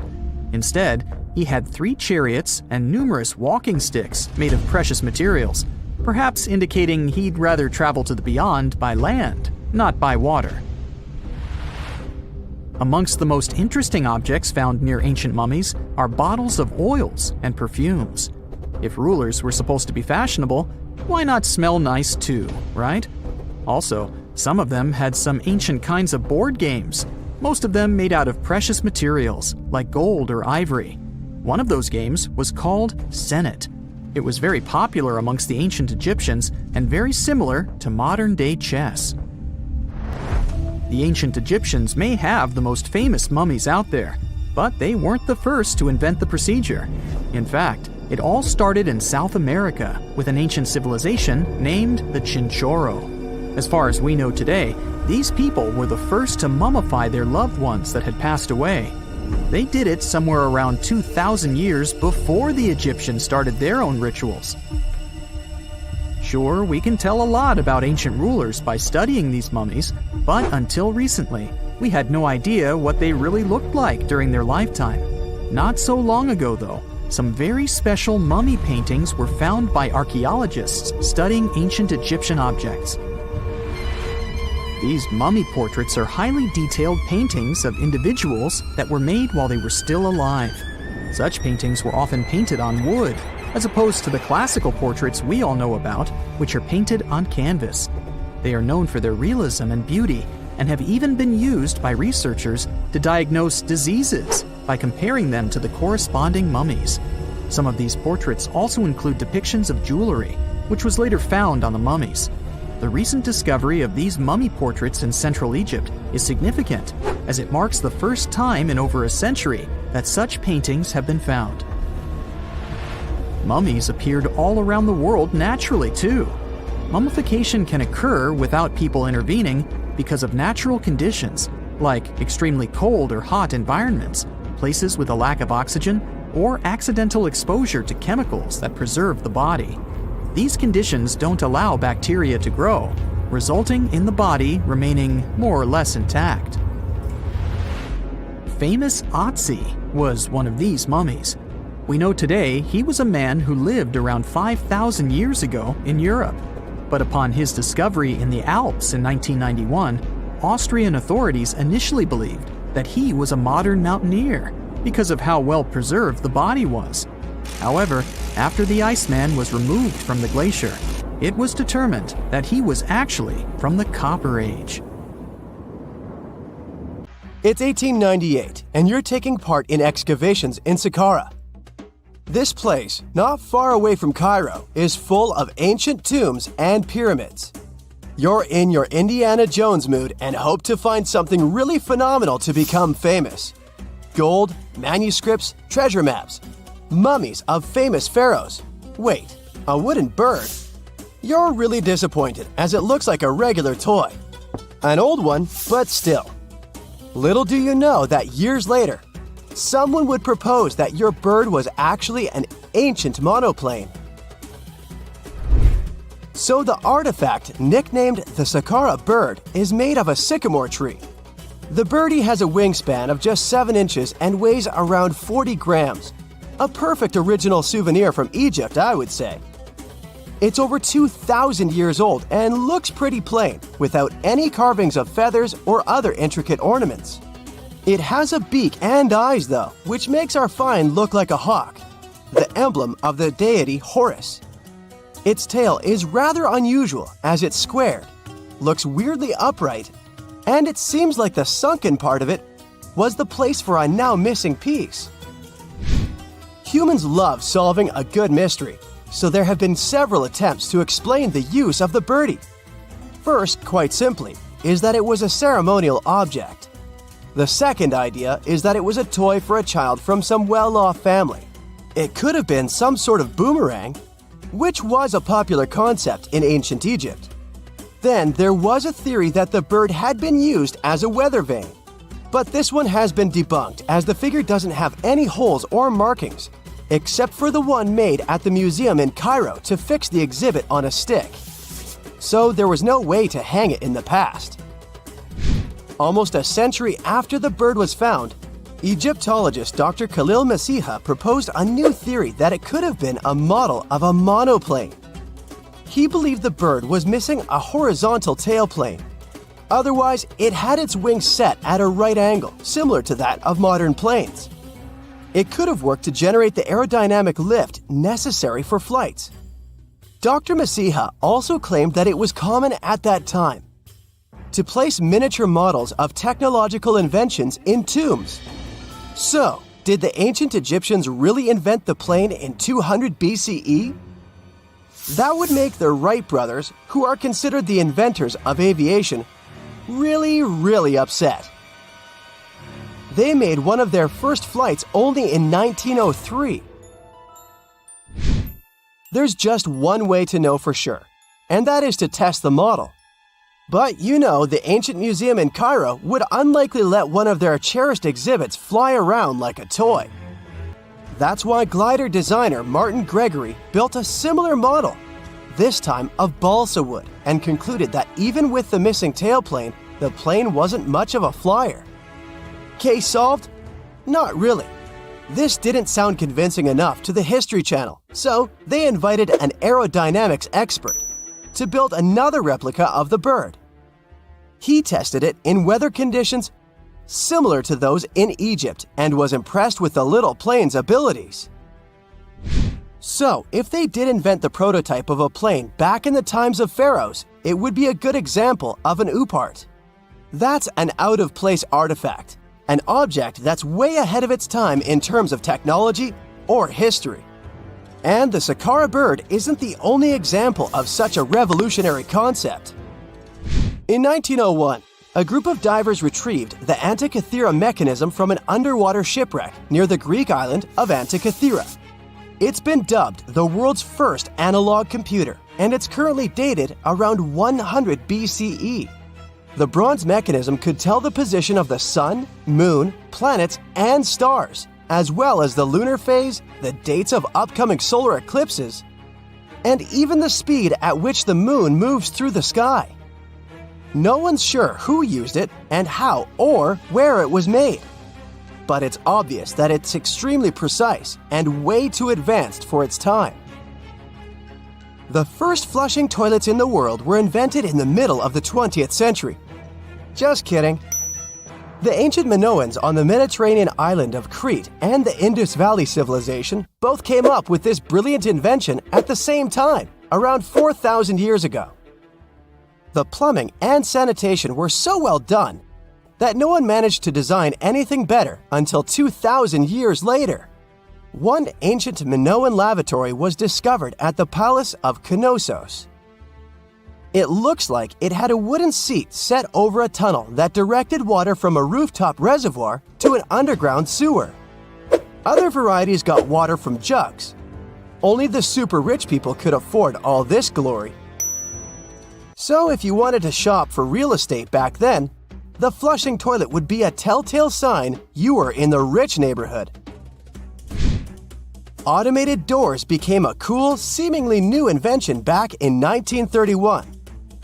But the technology behind them is actually much older. Think the 1st century CE old. Mathematician and engineer Heron of Alexandria came up with a hydraulic system to open and close temple doors. To bring it into action, you need to light a fire to produce heat. There was a brass pot under the fire, half filled with water. The inventor connected the brass pot to containers that acted as weights. When the fire was burning, the water moved into the containers. They went down and pulled the ropes.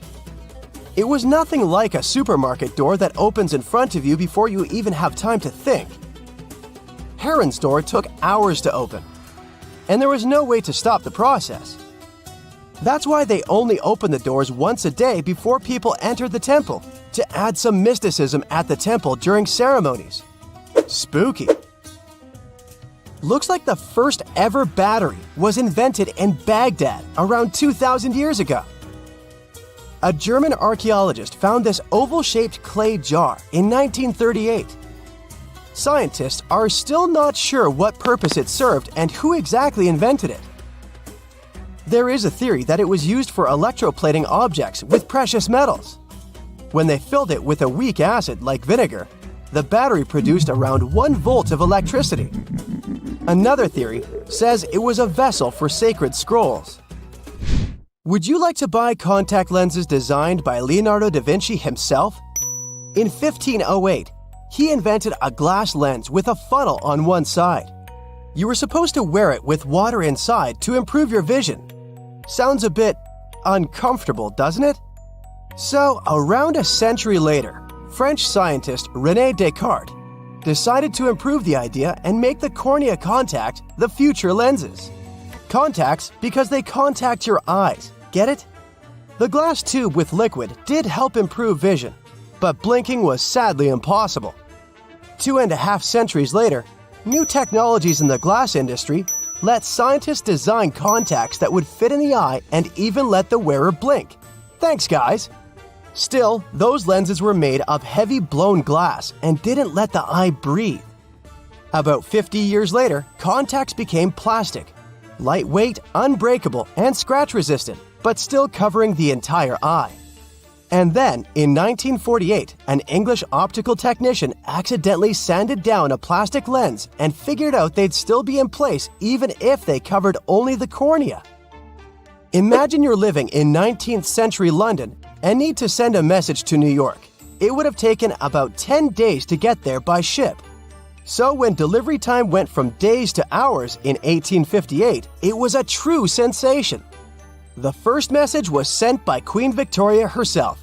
It was all made possible thanks to the transatlantic telegraph cable, running under the ocean. Sadly, the new cool invention only lasted a few weeks. It took years to bring it back to life. You're walking along a hot desert under the scorching sun. You run out of supplies. There's no more water. You dream about rain, but there are no clouds in the sky. With each step, you lose more and more strength and fall. You notice a small pond nearby. Is it real water or just a mirage? You can't get to your feet, so you crawl there. The water is getting closer by the minute, but not because you're moving towards it. It's the water approaching you. In a few minutes, the pond area increases. Here, you're already in it. A small lake is formed, 60 feet deep, at the place where the piece of desert was. This real event happened in 2014 in the Tunisian desert. No one knows exactly on what day the lake appeared, since this part of the south of Tunisia is sparsely populated. At first, shepherds passing by saw the lake and didn't believe their eyes. In the next few hours, hundreds of locals came running to the place. They began to swim, jumping into the water from the surrounding rocks. But a few days later, something strange happened to the lake. In the beginning, it was a crystal clear turquoise blue color, but then it turned dark green. People didn't attach any importance to this and continued to swim. They shouldn't have done that. The scientists and geologists arrived and immediately announced that it wasn't safe to swim in the lake. Muddy green water means the lake is stagnating. It's not refreshed, it's not fed by underground springs. Now the lake is filled with algae and a lot of harmful bacteria that can cause serious diseases. It's of phosphate. This substance can disintegrate and leave radioactive traces. The lake can be carcinogenic, toxic, and hazardous for any living organism. But people didn't worry about this too much. They walk in the middle of the desert, while the sun heats the air to 104 degrees Fahrenheit. Most of them are unlikely to refuse to jump into cool water, despite the warnings of scientists. Until now, no one knows exactly the reason for the appearance of the lake. Some scientists believe the lake was formed because of heavy rains. The lake is surrounded by rocks and is located inside a canyon. The water could just accumulate after each storm. Some geologists think an earthquake was the cause of the lake. A small seismic activity provoked the rupture of the Earth's rock above the water table, and through this hole, all the water splashed out. And if this theory is correct, then the lake can be pulled back underground through cracks. This is the same as when you pull the plug out of a drain hole in a filled bathtub. Any small earthquake is like pulling the plug out. Therefore, if you find yourself in these places, don't swim in this radioactive lake. We're going to the Caribbean Islands region. Among the clear blue sea, you can find a unique lake. It's located on one of the paradisical islands. You may not even notice the lake right away. The entire territory may seem like a huge concrete platform, but the main thing is not to step on its surface. Pitch Lake is a lake filled not with water, but with liquid asphalt. This is the largest asphalt deposit in the world. Steam is coming from all over the lake as it's hot. The depth of this lake is 250 feet. An entire passenger Boeing could fit there in an upright position. The lake is not fully studied, but scientists believe there's a deep fault in the Earth's crust under it. A huge amount of oil seeps through it. It passes through various chemical compounds and turns it into the asphalt. According to rough estimates, there are about 10 million tons of hot material inside this place. Theoretically, no life can exist in such conditions, but scientists have discovered a colony of microbes. Somehow, these creatures have learned to survive here. This also suggests that life outside of our planet may exist. The largest moon of Saturn, Titan, has many hydrocarbon lakes on the surface. And if the simplest forms of life appeared among 1 million tons of molten asphalt here on Earth, then nothing prevents them from appearing on Titan. We're going to Indonesia, to the island of Java. You need to climb a large volcano to see the next phenomenon.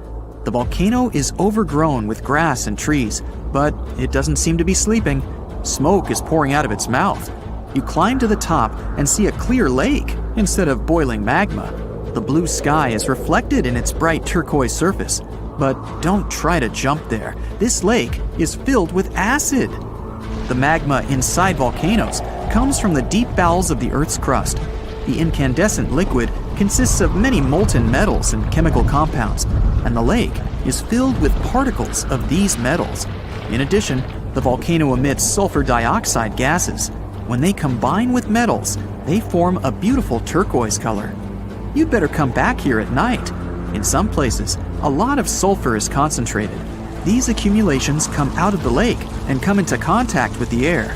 When this happens, everything around bursts into bright blue flame. It's safe to observe this from the side, but don't get too close.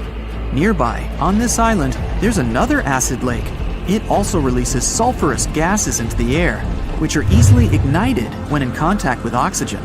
And when this happens, the gases burst into a bright blue electric flame. It's difficult to see the flames during the day. At night, you can see these flashes from afar. Our next location is Australia. You start the drone high above the forest area. Among the green dense forests, you can see a bright pink spot. It's our lake. This time, the beautiful pink color may not stop you from swimming. You can relax here and take beautiful photos. The lake attracts thousands of tourists, but scientists have only recently been able to find out the reason for the unusual color. At the bottom of this salty lake in Melbourne, special algae grow and secrete a red pigment. In combination with sunlight, high temperatures, and a small amount of precipitation, it turns the lake pink. By the way, Australia is not the only place with such a phenomenon. There are lakes with a pink tinge of water all over the world. You can find them in Senegal, Bolivia, Kenya, and many other countries. The water of these places is also salty and contains the red pigment of unusual algae. We leave the hot beaches and fly to cold Canada. Here, we see a frozen Lake Abraham. We step on the ice and notice huge frozen bubbles inside. They resemble jellyfish, and there are thousands of them there. This is methane. It's a highly flammable substance. The grass, leaves, pieces of trees, and any organic substances that fall into the lake become food for a lot of bacteria that emit methane. Upon contact with frozen water, methane turns into tens of thousands of frozen balls. When the ice melts, the bubbles burst and sizzle. This phenomenon can also be observed on some shores of the Arctic Ocean. There, the size of the bubbles can reach several times more than balloons. It's a beautiful sight, but it's not safe, since methane ignites when it contacts with air. We're in the coldest place of our journey. It's Antarctica, near the driest desert on Earth. A dry place doesn't mean it has to be hot. It's an area with minimum precipitation. The desert isn't sand and cacti, but a place where almost no living life inhabits. Some areas of Antarctica meet these two criteria. However, in this icy desert, you can notice a tiny lake. Its depth is only a few inches. Technically, it's a pond, but the most amazing thing is that it stays in a liquid form. The temperature here drops to negative 58 degrees Fahrenheit. The pond should be frozen, but this doesn't happen. Don Juan Pond is one of the saltiest reservoirs on the planet. The amount of salt here doesn't allow the water to freeze. Scientists have been studying this lake for more than 60 years, but they still can't find out the exact reason for the appearance of water here.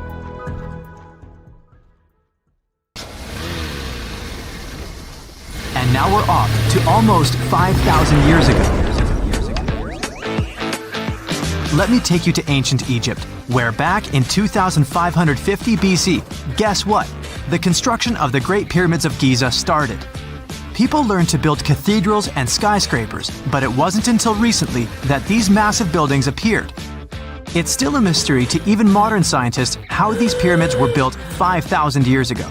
No wonder they are one of the 7 wonders of the ancient world. They're also the oldest of them and the only wonder of the ancient world that still exists in the 21st century.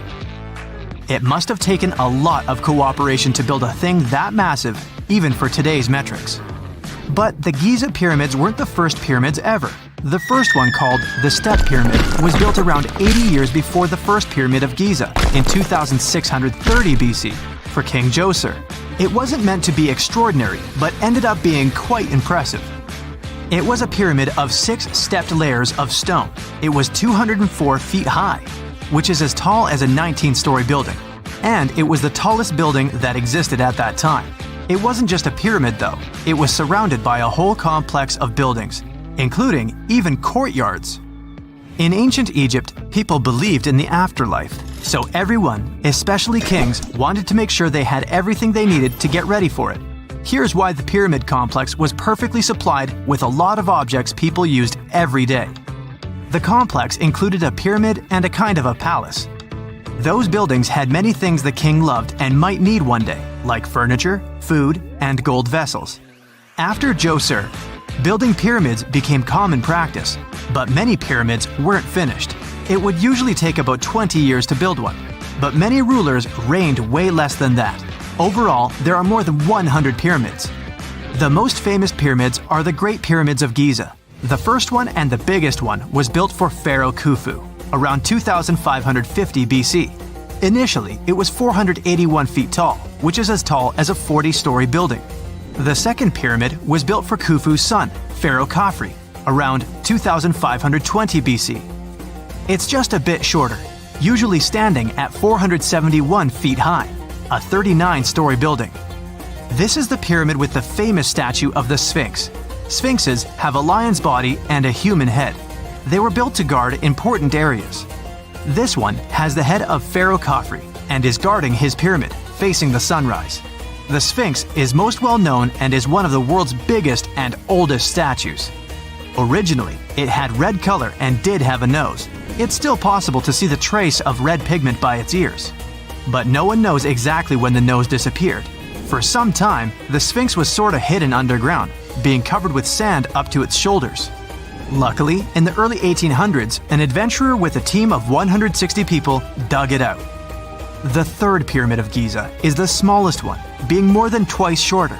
Originally, it was 218 feet high, about the height of a 20-story building.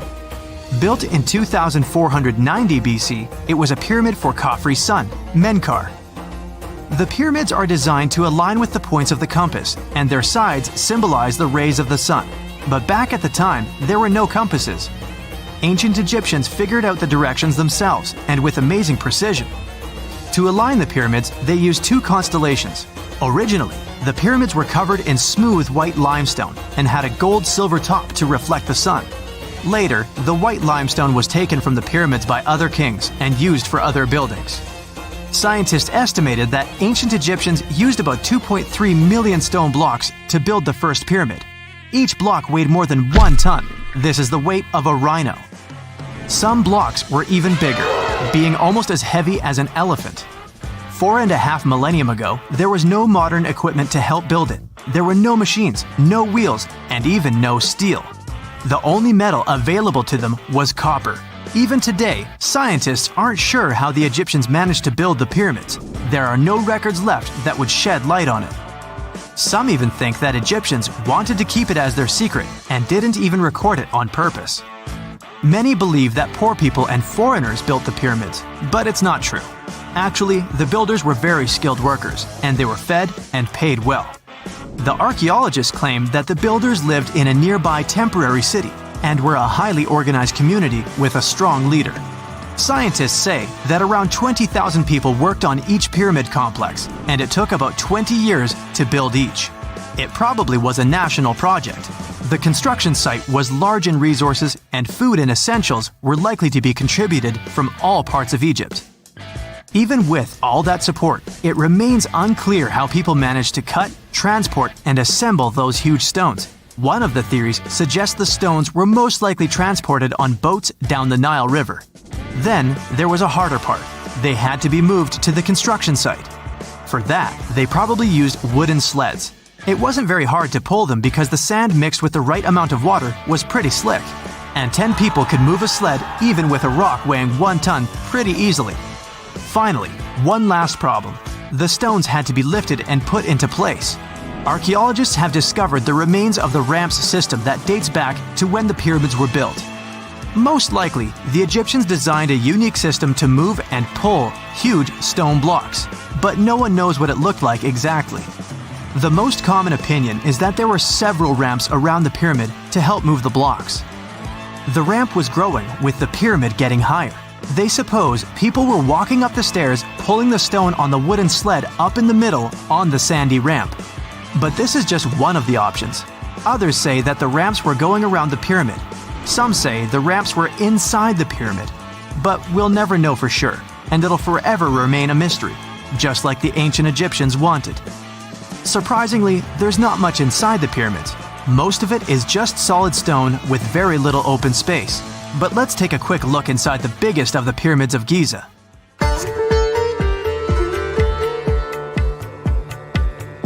From the entrance, there are two stairs, one going down and the other one going up.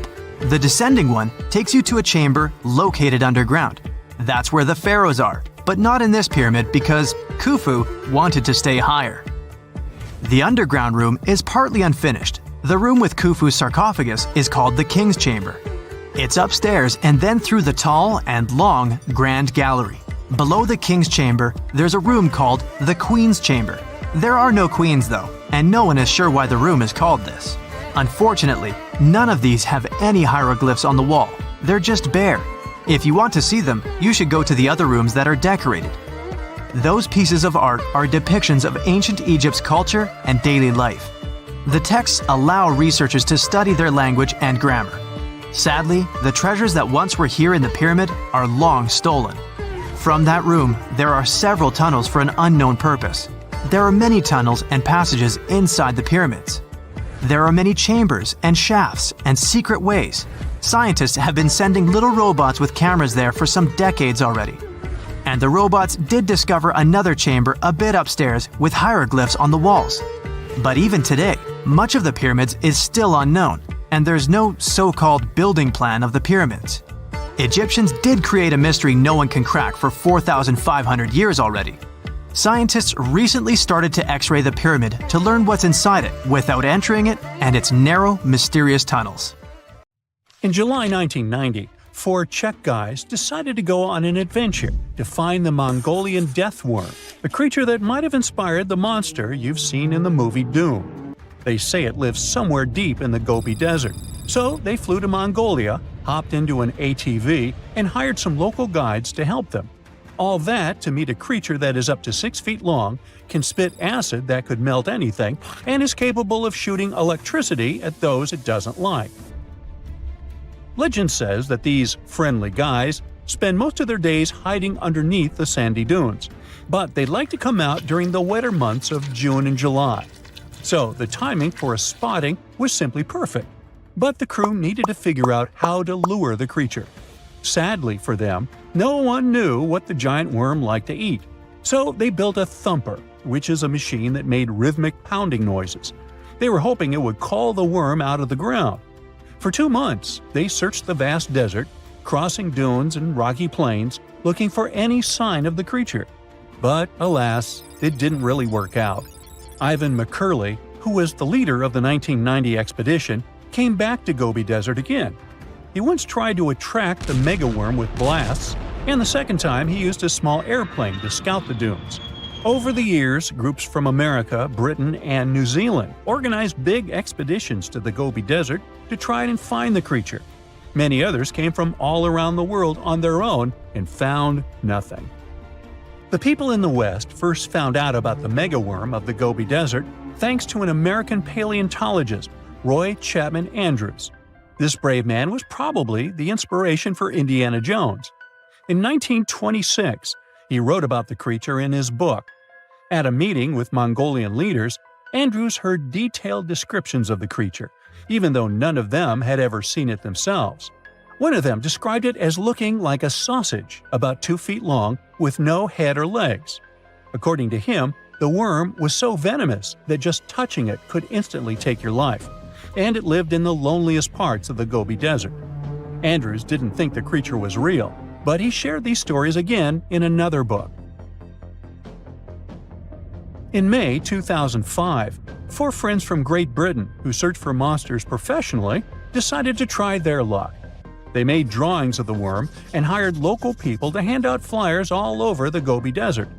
These flyers offered a reward to anyone who could give information about the worm or even bring them a specimen.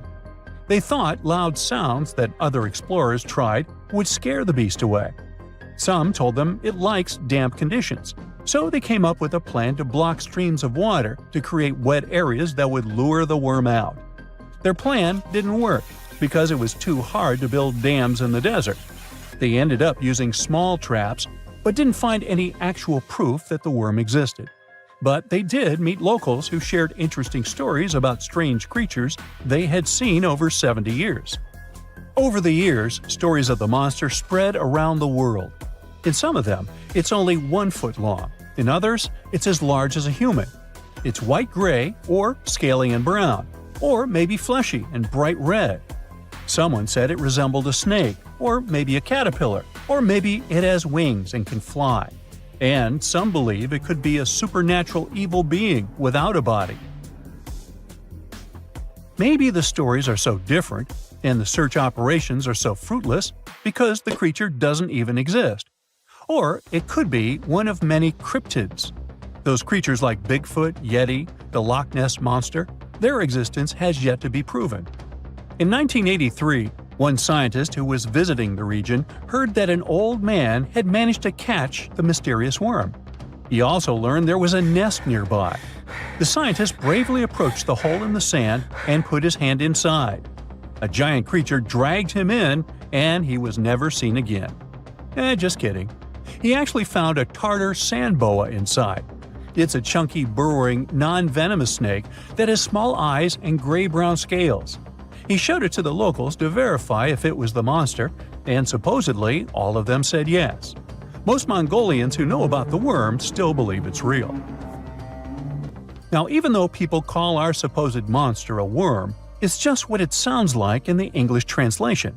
Many Mongol cultures have used this word for centuries to refer to any animals they thought to be really dangerous, especially snakes, even non-venomous ones. So, it doesn't have to be a literal worm after all. Worms are soft and squishy, but a creature living in the harsh Gobi Desert would need to be tougher, more like a snake or a type of lizard without legs.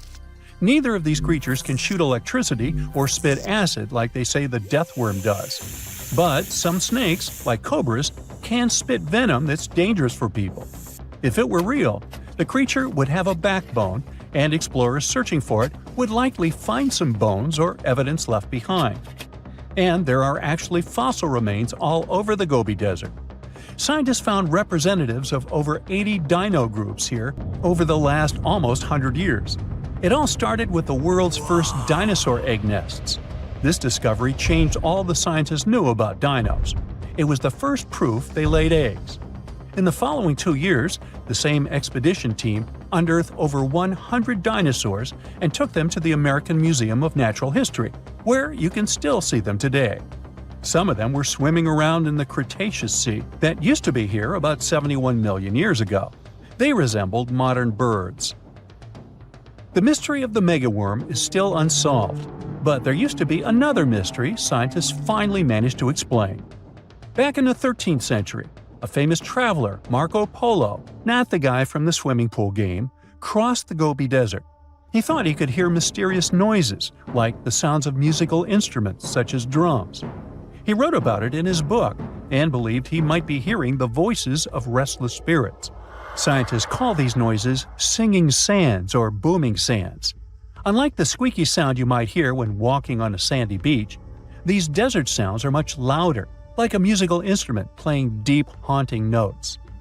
Over the years, people came up with all kinds of ideas about what caused the sounds, like underground water or winds making the sand vibrate. Not all dunes can do this, and scientists wanted to figure out why. Sometimes the winds might cause a small avalanche on the side of a dune, and then you can hear the magical sound start. But this is rare. So, to study it, scientists had to help the dunes sing. They climbed to the top of a dune and slid down on their backs, using their hands and feet to push sand down.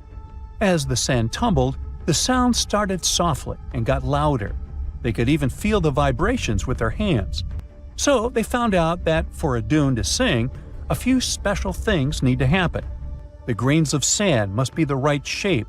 The dune has to be big, and the sand must be very dry, so no singing after it rains. Inside the dune, there's a hard layer of packed sand that acts like a giant speaker. This layer bounces the sound waves back and forth, makes the noise louder and louder, and creates a haunting melody that can fill the desert air. In other words, the dunes can play tunes. Yeah, sorry, I couldn't help myself with that one. What is a boat doing in the middle of a desert? You would expect to find a seagoing vessel closer to shore. This is the question archaeologists had been asking for decades. In 1988, there was a storm near one of the most important archaeological sites in ancient Egypt. A wooden structure emerged from the sand. It was hollowed out by termites. Scientists were determined to solve its mystery. In 2000, they began excavating the site near Abydos, Ubidos. An American team of experts soon discovered a boat that was 70 feet long, and it wasn't alone. In total, there were 14 boats neatly resting next to each other. It was impossible to completely dig out the boats because of their poor condition. Luckily, the wood was preserved enough to get a sample. Analyses revealed that the boats were around 5,000 years old, the oldest fleet in human history to this date. The time of their construction predates the pyramids at Giza by half a millennium. Each ship of the fleet rested in a vault that matched its dimensions. The room was roughly a third of the size of a tennis court. It had mud brick walls that featured more than 120 drawings of boats. Ancient Egyptians incised them on whitewashed walls that were excellently preserved. Scientists have known about these mysterious chambers for well over a century. 1901, 1902. A British archaeologist, Arthur Weigel, stumbled upon a strange structure west of the River Nile. His team caught a glimpse of the interior walls. Sadly, a section of the roof collapsed, so they had to call off further exploration. Researchers abandoned the site, but its location remained on the maps. The boat's position first led scientists to think that they rested on a bank of the mighty Nile. But there was a problem with this theory. Today, the river flows almost 7 miles west of Abydos. Further studies of the surrounding terrain showed the Nile didn't change its course throughout history. Also, if the boats floated near a dock, they would be in unstable positions. The 14 vessels at Abydos were perfectly parallel to each other. There was only one conclusion possible. Someone had deliberately placed them like that. They must have gone through a lot of effort. Each boat had enough room for up to 30 rowers. These vessels could really float. They weren't models, but scholars still don't know if they actually sailed any body of water in ancient Egypt. This doesn't diminish the importance of the find. Previously, archaeologists found only small-scale models. In King Tut's tomb alone, there were 35 boat models. For a long time, these figurines were the only clues as to how ancient Egyptian vessels looked like. The boat's design confirms that they were the real deal. They are the earliest surviving examples of something called built boats. Ancient people constructed primitive vessels by hollowing out large tree trunks. The alternative was reed that was tied together to form a raft. The boats at Abydos had planks tied together. This was a major breakthrough in shipbuilding. During their lifetime, the boats must have seemed impressive. Timber was a valuable commodity at the time. There was no wood in the desert. Cedar had to be imported from Lebanon. The only person who could afford such luxury was the pharaoh. Studying the area around the ancient fleet provided more answers. Scientists discovered a mud brick structure where Egyptians worshipped the pharaoh. Its approximate date of construction matches that of the wooden boats. The same bricks out of which this building was made were used to encase the fleet. At the time of their construction, the rooms they were stored in had a ceiling. That's the section that archaeologists stumbled upon in the early 20th century. Just like mummies and coffins, these marvelous ships rested inside splendid vaults. The exterior of these rooms was also impressive.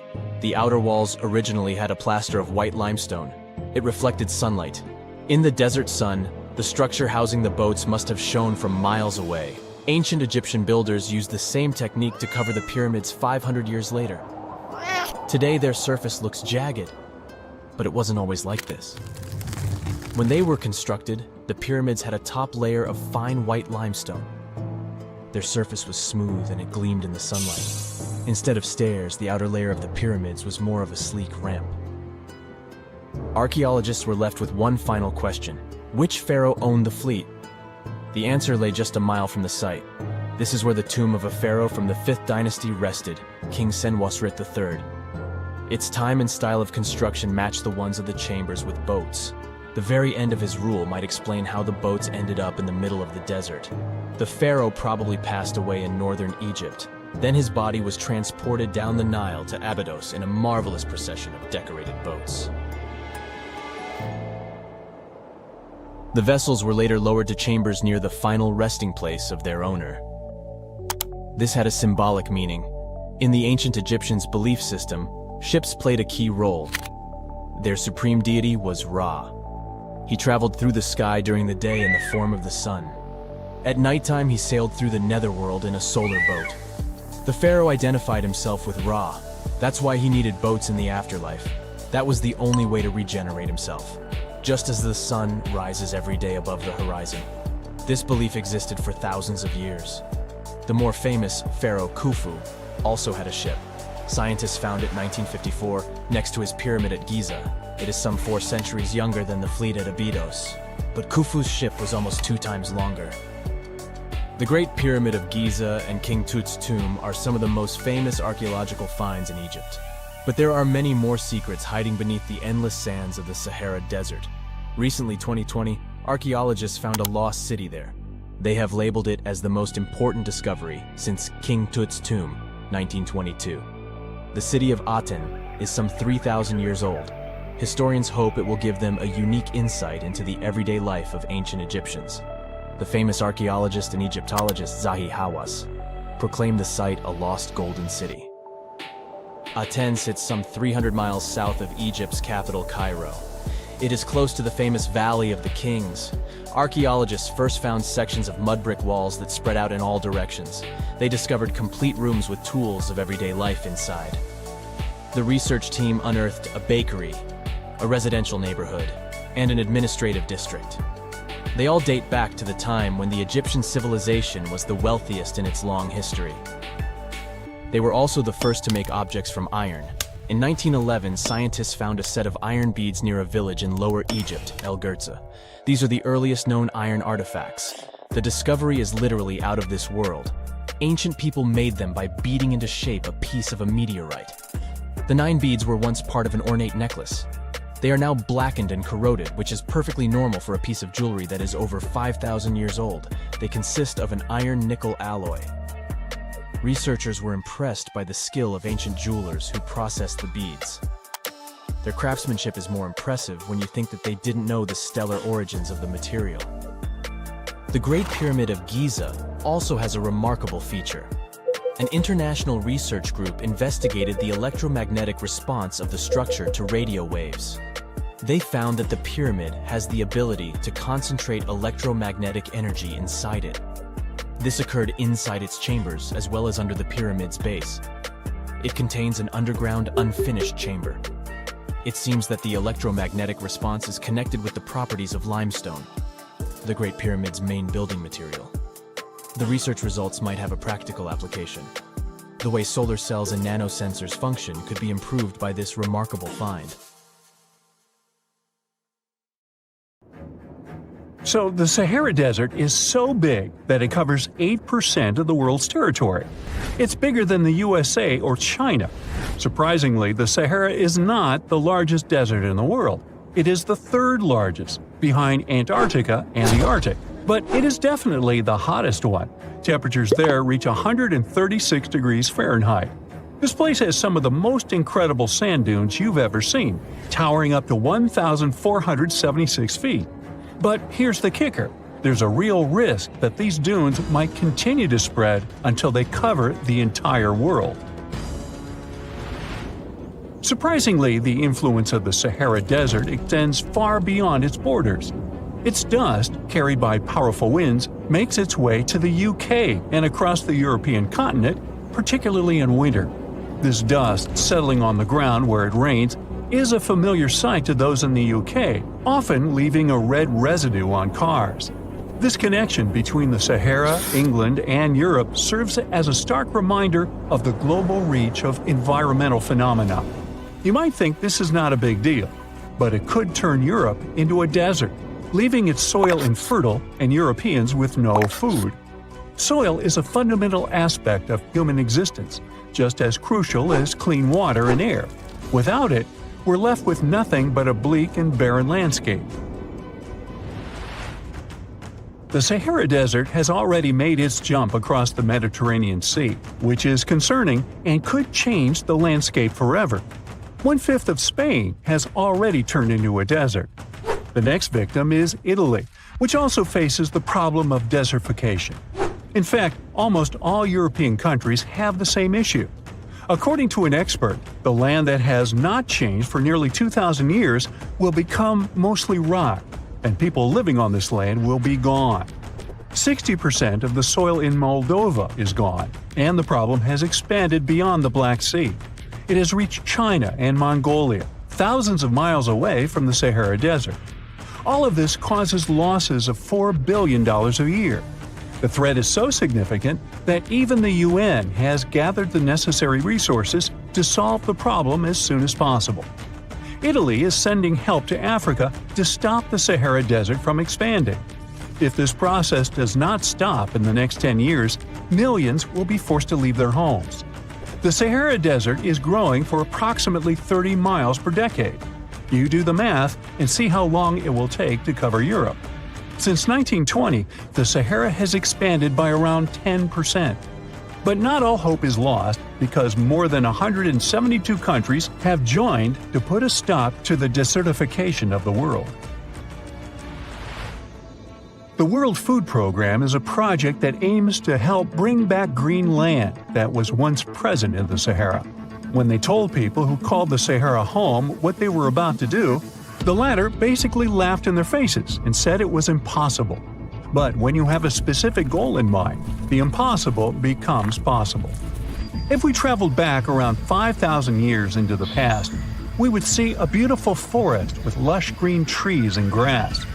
Africa's climate has been changing for 21,000 years, from fantastic greenery to uninhabitable deserts. This has to do with Earth's rotation and the monsoons that bring water to this dry continent. But with the help of scientists and some clever tricks, we can bring the greenery back and stop the Sahara in its tracks. The Senegal River serves as a border between the Sahara Desert, Senegal City, and Mauritania. When you look at this area from space, you'll see how the desert is expanding to Senegal because the vegetation along the riverbank is almost non-existent. Forests can serve as a barrier, stopping the sand from getting blown away and the desert from expanding. An effort to create a great green wall is being made, and how they do it is actually quite impressive. Nothing has been growing in the currently restored area for more than 40 years, making locals find other places to call home. People were thrilled when they saw that the land could be restored. They're very committed and learn to work with the soil and grow food. At the same moment, more than 30,000 hectares have been restored and transformed into lush greenery. The Sahel region is the starting point of desertification, and it is crucial to establish a green wall in that area first. To make this wall is not rocket science, since it only takes a few simple steps. The ground there is baked by the sun and is hard as a block of concrete. If you've ever poured water on concrete, you know that it just flows away. It doesn't stay in one place. So they had to create water-retaining half-moons that would hold the water and make it available to plants. When you learn about how these half-moons work, you might say, how did they not think of that sooner? Actually, this technique is ancient, and it was once implemented in Sahel, but it was lost over time. When the rain falls, the water is collected into the half-moons that are positioned a bit lower than the ground below contour lines. There is also a kind of bank at the end of the shape that prevents water from overflowing. And in the middle, there are plants that are happy because they have plenty of water to thrive. Also, it's essential to grow native plants that are kind of used to harsh conditions, like sorghum and millet. These plants have been surviving there for thousands of years and produce a good amount of biomass, which means the land can be rehabilitated faster and people will have food sooner. The water that will enter the half-moons won't be lost. It will penetrate the ground and top off underground waters. This will ensure the ground that H2O will never run out and that future generations will have usable aqua. This brilliant planting technique is not limited to half-moons. People also create lines and plant various vegetables, such as tomatoes. Next, there are places only for trees, like lemons or oranges. After a long hot day, nothing is better than a freshly made cold lemonade. The trees will also protect the soil, and with some luck, there will be a new forest in the Sahara Desert. The goal is to copy the forest dynamic. Start with small plants and gradually expand to bigger plants that are more useful than the tiny ones. They are aiming to plant more than 10,000 trees. Right now, many people are leaving the Sahara after the rainy season, going to cities or leaving Africa altogether. At this time of year, villages are like ghost towns. Only animals can be found there. Most people are gone. I mean, who would blame them? Nobody wants to live in the sand where nothing grows. Luckily, with all this new, old technology being developed, many people are slowly but surely returning to their land and starting to work in agriculture. The best thing is that there are no brutal winters, so plants grow 12 months a year, and people can always have food. People are becoming more social because now everybody stays in their villages and doesn't travel much. If this project works out, Africa will be saved, and the world won't turn into a giant desert.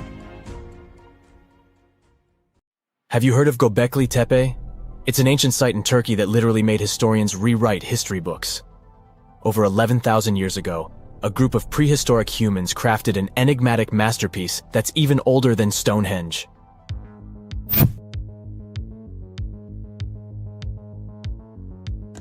Before its discovery, archaeologists believed that people didn't know about iron and weren't good at making pottery. They were sure that settled life only emerged with the need for agriculture. But Gobekletepe changed this belief.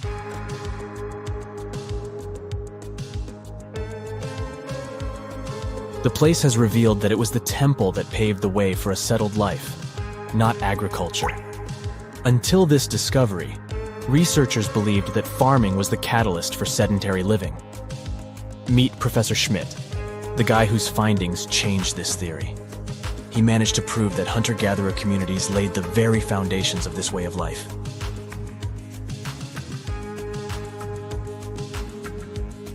Back in the 1960s, other archaeologists visited the area, but they totally missed the mark. While surveying the region, they stumbled upon a hill with scattered limestone slabs and concluded it was just an old burial ground from medieval times. Little did they know that there was so much more to uncover.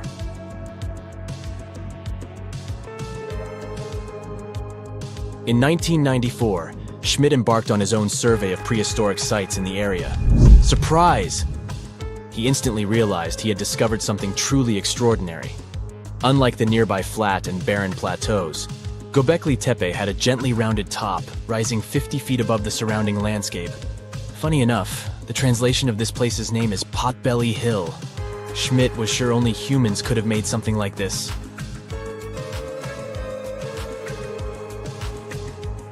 Those broken limestone pieces that were mistaken for gravestones turned out to be way more exciting. It was like stumbling upon a hidden treasure. The pieces took on a whole new meaning, and Schmidt with his team was about to dive into the secrets waiting beneath the surface. To their surprise, they found no traces of a settlement, no hearths for cooking, no houses, and none of those adorable clay figurines commonly found in nearby sites of similar age. However, they uncovered that those ancient people used tools like stone hammers. So, Schmidt and his team put their heads together and took a wild guess at the age of Gobekletepe's stone structures. Their estimation got backed up by some limited carbon dating done right at the site. The ancient vibes of this place were finally starting to make sense. It was like a puzzle slowly coming together.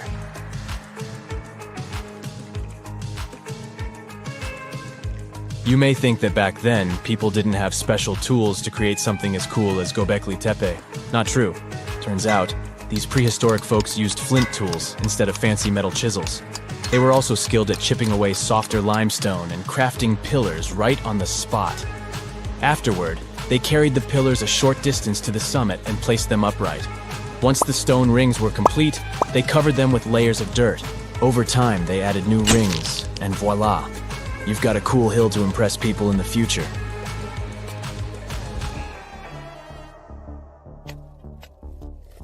During their first year of excavation, the team went through 15,000 pieces of animal bones from wild creatures. These people didn't have pet animals or grow their own food. They hunted wild animals for their meals. But things were about to change because the place had everything they needed to start farming. Scientists say they had wild sheep and wild grains that could be domesticated.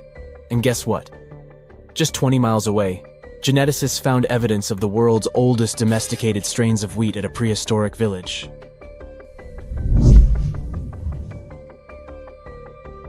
These amazing findings have completely changed how we view civilization. In the past, experts believed that people needed to learn how to farm and settle in one place before they could build temples and develop complex societies. But guess what? Schmidt's research flips that idea on its head. He claims that the incredible effort put into constructing these astonishing structures actually set the stage for the development of advanced societies. It means that societal and cultural changes happened before agriculture. Schmidt has this fascinating hypothesis about Gobekletepe. He thinks it could have been a special burial site where people left their loved ones. And here's the twist. The burial site was adorned with fancy statues and symbols representing deities from the spiritual realm. The idea that Gobekletepe could have served as a sacred place adds another layer of complexity to the whole story. While the site's true purpose may remain elusive, Schmidt's insights invite us to consider the profound interplay between life and the afterlife, and the deep reverence ancient hunter-gatherer societies may have had for their departed ancestors. Now let's talk about the stars of the show, the mesmerizing T-shaped columns that dominate Gobekletepe. These mysterious structures range from 10 to 20 feet tall and most likely represent stylized human figures. But one figure stands out from the rest, the three-dimensional lion relief. This depiction really fires up our imagination. Why? Because it hints at the possibility that lions roamed Anatolia during the Neolithic period.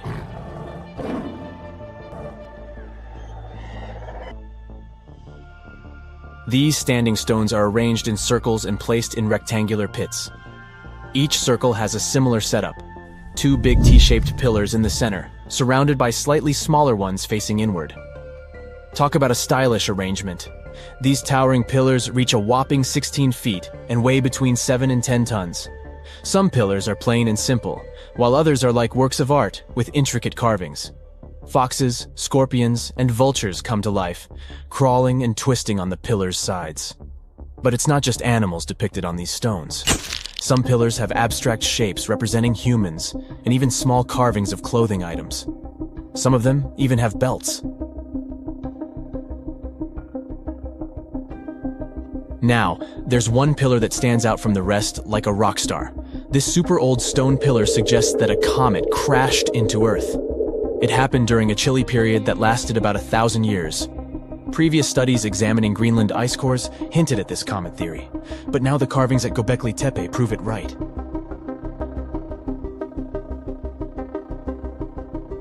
The carvings on the pillars are like a historical comic strip. They even show a headless human figure. Researchers fed the images into a computer and discovered their connections to constellations, indicating that this temple might have been an ancient observatory. It's like our ancestors were trying to document this cataclysmic event in their own unique way.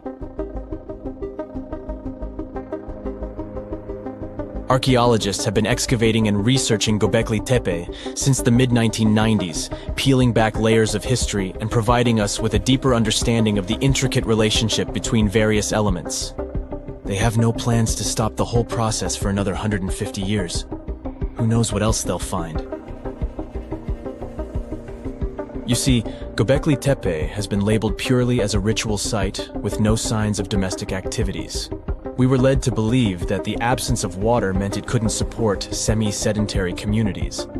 But scientists believe it's time to shake things up and approach Gobekletepe with fresh eyes. It's time to question what we believed before and use new evidence and different ways of thinking. Like, there might have been a group of people living in the area who didn't stay in one place all the time. They moved around a bit but still had their own civilization, living in the area semi-sedentarily. Gobekletepe is not just home to a single temple. but an astounding collection of over 20 ancient structures. As archaeologists delve into the depths of this wonder, they are unraveling its unique layout, featuring two prominent focal points at the heart of each establishment, complemented by smaller structures and dividing walls. What's even crazier is that in this area, there are over 200 obelisks, which are narrow tapering monuments. You're flying over the Sahara Desert in a small, light aircraft when you spot something truly weird. It seems to belong to a very different part of the world, the ocean. But what ocean can be huge enough for this monstrous sea star to dwell there? You descend and realize that it's not a sea star. It's a towering dune with a pretty unique shape, and it's not alone. From afar, these magnificent sand structures look a bit like pyramids. They have pointed tops and radiating arms. Called star dunes, they're the most complex and largest desert dunes in the world. They're the tallest of their kind, but that's not the coolest thing about them. Researchers have found similar formations on Mars and even on one of Saturn's moons, Titan. Star dunes aren't super rare, but they're especially widespread in southeastern Morocco near the border with Algeria. That's where you're flying at the moment, and the breathtaking dune you're marveling at is Lella Lalia, probably the most famous of them all, a giant 330 feet tall. Scientists believe that it formed in less than 1,000 years. How about doing some research to find out more about these unusual formations? There, I see a great spot for landing. Star dunes got their name because of their multi-armed shapes. They form in areas where winds change direction throughout the year. But even though you can find them in different places on our planet, there is just one confirmed star dune in the rock record, the collective record of Earth's development reflected in preserved rocks. The star dune in question is in Scotland, and it's ancient, from about 250 million years ago. That's all we know about super old star dunes. Probably because we don't know what to look for to identify one. Another problem: star dunes often form in remote locations, which makes them extremely difficult to study. Imagine reaching the nearest settlement, then somehow traveling who knows how many miles to the dune itself, and then slogging up several hundred feet of shifting sand. I'll pass. But you can go since you've already landed, and the dune is right here in front of you. Currently, you're in a dune field called Erg Shabi. Lucky for you, this area has long become a popular tourist stop. Look, in the distance, there are hotels and even a good road. Scientists who examined Lella Lalia before you used ground-penetrating radar to find out more about the sand formation. This equipment can detect the tiniest differences in sand grain sizes and water content under the surface of the dune. That's how you can create a picture of its interior layers. Look out! Phew, it was a close call. See this trench? The researchers dug such trenches to take samples of long-buried sands and then examined them. It's a pretty cool process. The thing is, while buried deep inside, the quartz in the sand accumulates radiation coming from natural sources within our planet. We can compare the grains of quartz to minuscule rechargeable batteries. They can store the energy they get from radiation. When researchers bring them to the laboratory, they can make the grains release that energy, which comes out in the form of light. Scientists can measure the brightness and say when the sand enjoyed sunlight for the last time. Now, when those experts who dug the trenches looked inside Lella Lalia, they were shocked. The enormous formation turned out to be very young, for a dune, of course. You'd expect a dune that is several hundred feet tall to be pretty old, like thousands or tens of thousands of years. But that wasn't the case. Well, at least not entirely. The upper part of the dune has turned 900 just recently. But look at the sand near the base of the dune. Yep, right there. Well, it was buried there around 12 or 13,000 years ago, representing ancient dunes in the area. Those good old dunes were active for a couple thousand years, and then something went wrong. Because for a whopping 8,000 years, the sand wasn't accumulating there. A mystery? Scientists might have an explanation. You see, the first part of this quiet period occurred during the time when the climate became warm and wet. Yep, even in the Sahara. It happened about 11,700 years ago. It was the end of the last ice age and the beginning of a new era, the Holocene. And guess what? The Sahara went green. It started blooming like your local botanic garden. Plants started popping up all over the place, stabilizing the sand. If you had visited the Sahara during that period, you wouldn't have recognized this place. But you would have likely come across humans wandering marshy landscapes and hunting for food. Researchers have found pottery fragments and stone tools on one side of Lelalalia. That's true. As sand dunes form and then shift throughout their lives, they swallow and protect ancient remnants of life. Just dig well enough and you might find something that will provide you with a window into the past. It can be ancient fossils, anything from fossilized shells and corals to prehistoric plants. Those can offer precious insights into the history of our planet and the living beings once inhabiting certain regions. Now, it might come as a shock, but in the Sahara Desert, scientists have uncovered well-preserved marine reptiles and fossilized fish within the layers of those ancient sand dunes. They are the remains from the time when the Sahara was covered with a sea millions of years ago. Anyway, it's time to leave that ancient paradise if you want to survive. 4,000 years ago, the wet period came to an end, and the Sahara dried out again. Interestingly, our dune didn't begin building up right away. For some time, sand probably blew through but didn't accumulate. Or the dune could have started growing in a different location. And it's a valid theory since scientists have discovered recently that Lelalalia shifts around 1.6 feet every year. It also accumulates about 6,400 tons of sand every year. Now, if you've been inspired by your dune trip and are now eager to explore more of them, I've got some unpleasant news for you. Unfortunately, although there might be star dunes locked in sandstones around the globe, they're super tricky to detect. The problem is, dunes are huge, but they lack a single distinguishing feature. So you'd really need large exposed beds of rock if you want to get a wide enough view to identify a star dune. On the bright side, there surely are places where it might be possible to do such research, but you should be ready to know that it might be just a set of various features that look like other dunes. But if you combine them, you'll say, it's likely to be a star dune. Comment below if you'd like to go on a trip in search of a star dune. Meanwhile, we'll continue our journey. You decide to have some rest and start climbing down the side of the dune. That's when you begin hearing it. Terrible, haunting sounds. Are there ghosts nearby? Worry not, you're safe. You might have heard of a phenomenon called singing sands. As you walk down some sandy slopes, you disturb the grains of sand. They rub against each other, producing friction that creates those eerie melodies. With each step, the sand beneath your feet comes alive in a ghostly choir of whistles and whispers.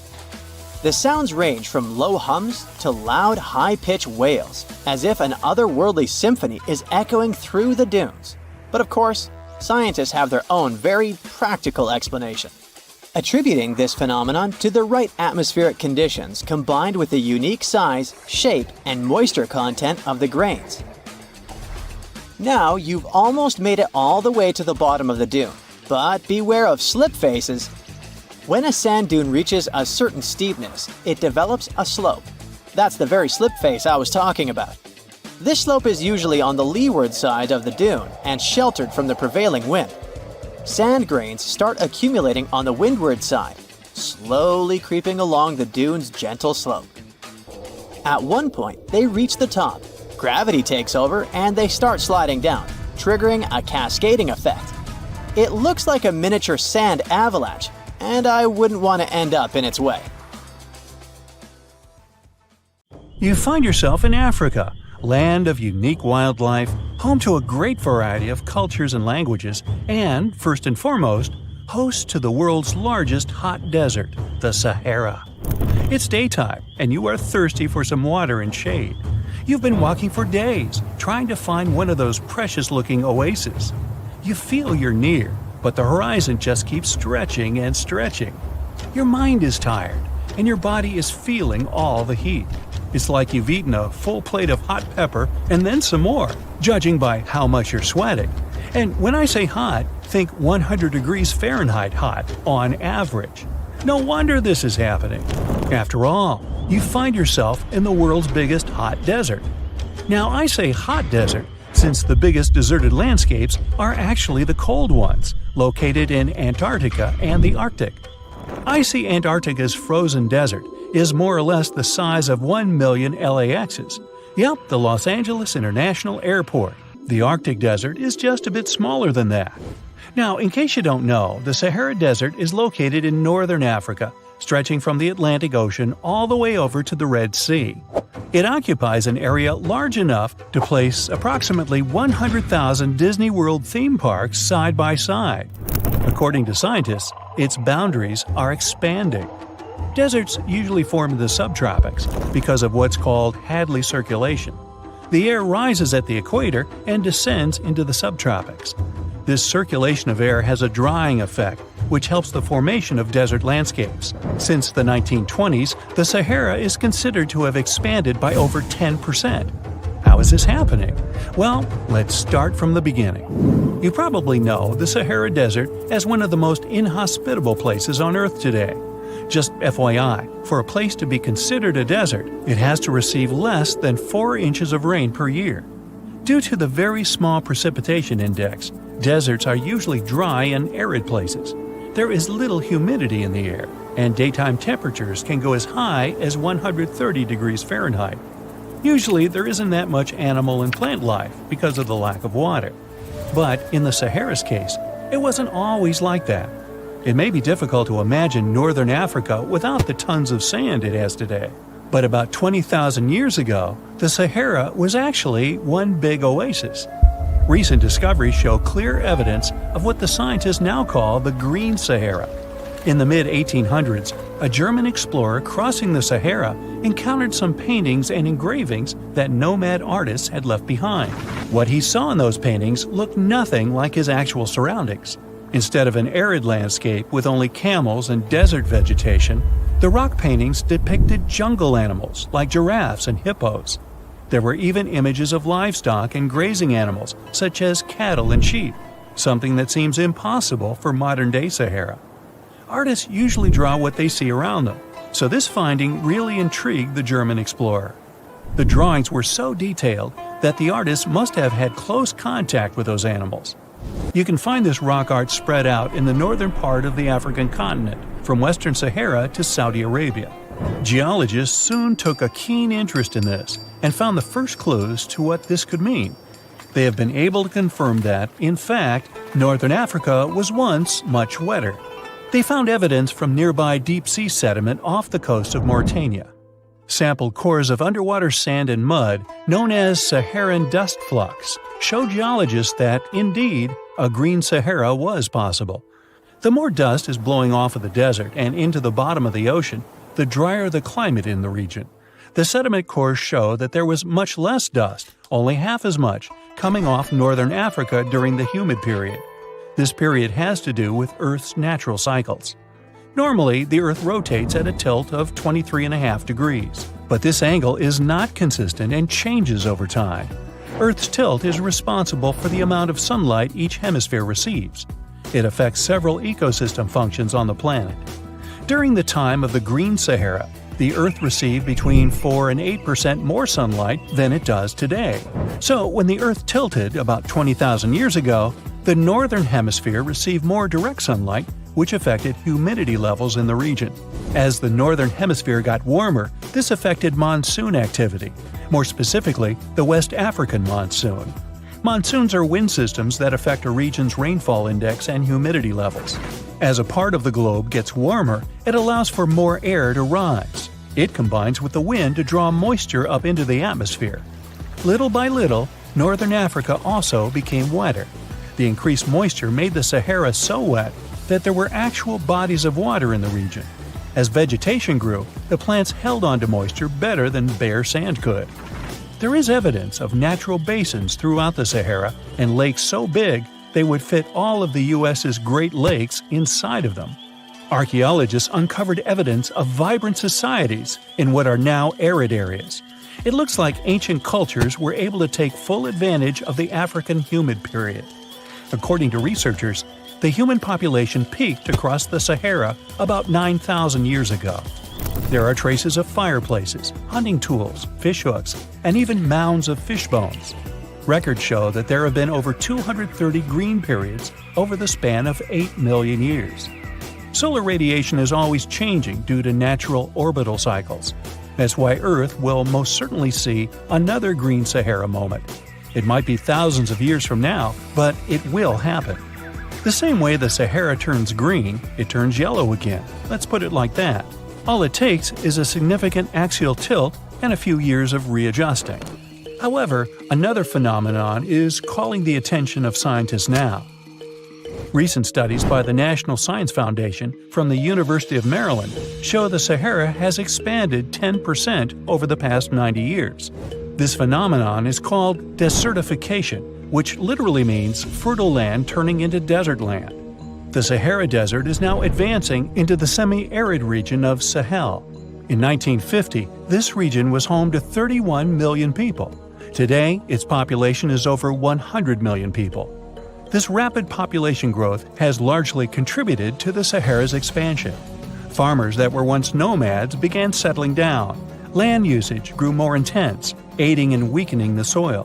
The demand for food has caused an overcropping of the land, so even more of it is turning into the desert now. The study also shows that natural climate cycles can affect rainfall in the Sahara and the Sahel. Scientists affirm that all deserts fluctuate, not only the Sahara. A desert's boundary may expand in the dry winter and contract during the wetter summer. South of the Sahara lies the Chad Basin. It is a natural body of water that now serves as an indicator of the Sahara's expansion.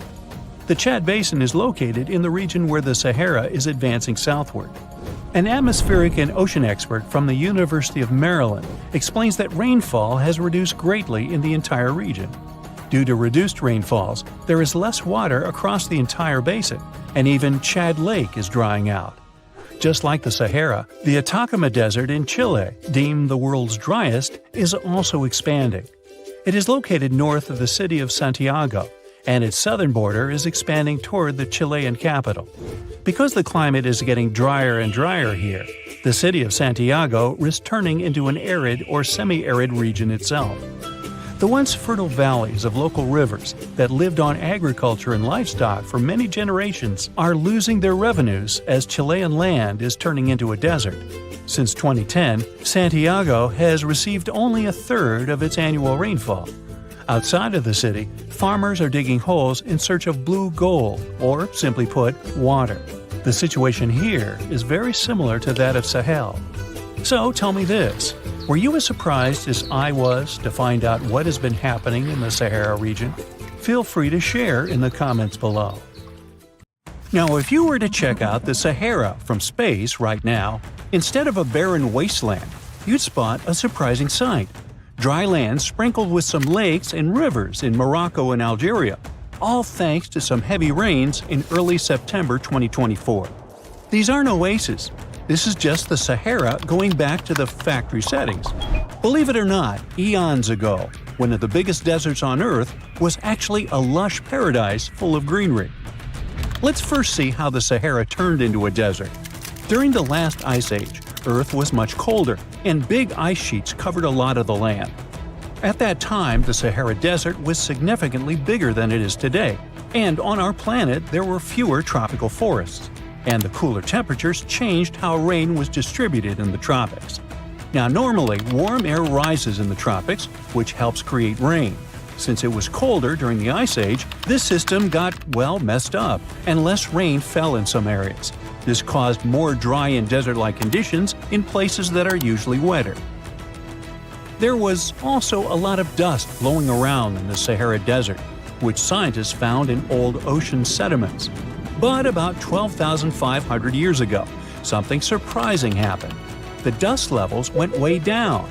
This meant that the Sahara got a lot wetter, which is a sign that the climate suddenly warmed up for a while before cooling down again. After 12,500 years ago, the Sahara became a much greener place, like a savanna, because a weather pattern called the Intertropical Convergence Zone, a mouthful indeed, moved north during summer. This wet period was at its best around 4,000 years ago, when temperatures were a bit warmer than today. At that time, more rain fell in the Ethiopian highlands, which made the Nile River carry more sediment. However, there was another big change called a Heinrich event, which caused the Intertropical Convergence Zone to move back south. This led to the Sahara and Arabian regions drying out quickly. Because of this, the Nile River had much less flooding between 2700 and 2100 BCE. Long story short, well, too late for that. The Sahara has gone through wet and dry cycles due to changes in the climate and weather patterns over thousands of years. Up until recently, we've known about the Sahara in its dry era. But in September 2024, an unusual cyclone rolled through. It hit Morocco, Algeria, Tunisia, and Libya, and filled those dry lakes and rivers. The satellite images from NASA of before and after the rains are stunning. It's like the Sahara has had a makeover.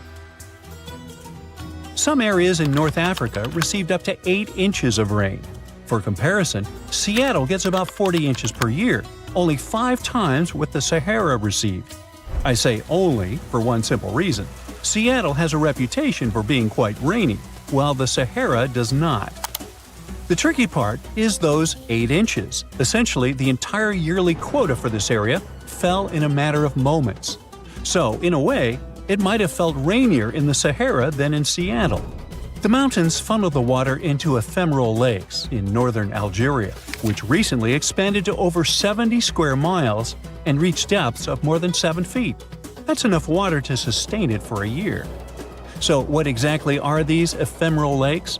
Well, they're basins that fill up for a short time each year, but might stay dry for several years if the rain doesn't cooperate. Sometimes water flows into them from a small surrounding area, or it can just be good old-fashioned rain. Now, a big question arises. How come these lakes exist in the first place? Well, generally they form because there's excess water trapped on the surface. But the soil in the Sahara is incredibly dry. Shouldn't it act like a sponge? It must be thirsting for moisture. Well, think about how eagerly your potted plant drinks up water when you return home from a vacation. However, no matter how parched it is, dry soil can only absorb a limited amount of water, which is often quite small. And just like your potted plant, it doesn't necessarily drink it all. You might simply be overwatering. Or, if you check the saucer below, you could find a mini flood.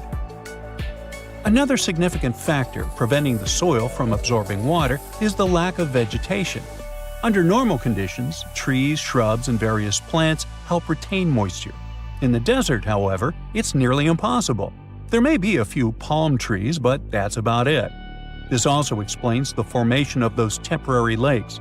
Precipitation that isn't held by plants accumulates in low-lying valleys and depressions, creating these fleeting bodies of water. These lakes may only last for a limited time, but that doesn't mean they shouldn't have names. For instance, the beautiful lake adorned with swaying palms that you see is called Lake Yasmina, located in the oasis town of Merzoga. In certain areas of the desert, where the dunes rise, it may appear as though you're looking at a mirage, but it's not. The sand dunes are partially covered by water.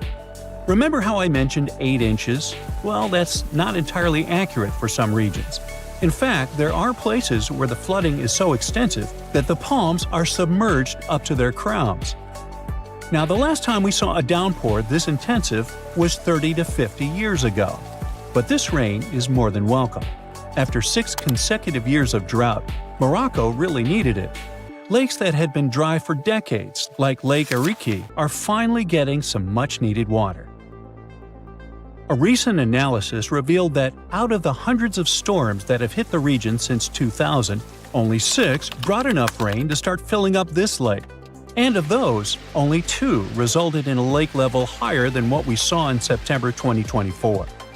So while this torrential rain seems like a blessing, the big question is, will it last? The answer is yes.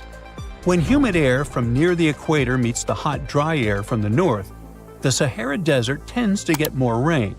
Scientists say this collision zone is shifting further north as the planet warms, and it warms, so it's likely to keep moving that way over the next couple of decades. So I seem a bit overly optimistic about this, and the truth is, the news isn't entirely positive. The reality is that no one was truly prepared for a flood situation like this.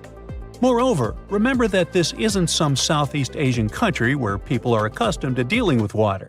This is the bone-dry Sahara. That said, I think you know what I'm getting at. Tragically, at least 18 people lost their lives to the intense rains in southern Morocco. The authorities are gearing up for even more heavy rain in the region. But if that's the case, could it mean the Sahara is facing extinction? And what would that even mean for us? It might sound a bit strange, but our planet actually relies on deserts, and the Sahara is no different. At first glance, it may seem like a barren wasteland, and it's nothing to write home about. But deserts play a crucial role in our ecosystem. They act as major carbon storage sites and are considered net carbon sinks, with the Sahara alone holding an estimated 1 trillion metric tons of carbon. In the fight against climate change, these existing deserts are like a buffer, helping to keep the temperatures within acceptable levels. Yeah, deserts are scorching hot, but they act as the world's air conditioning. Plus, desert sands are an unexpected source of nutrients for lush areas like tropical rainforests.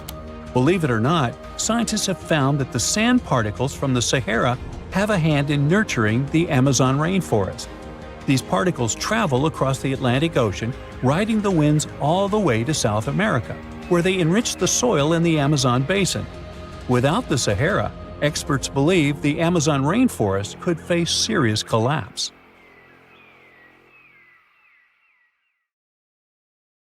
Archaeologists have been studying Petra in Jordan for 200 years, and in 2024, they found something they had never seen before.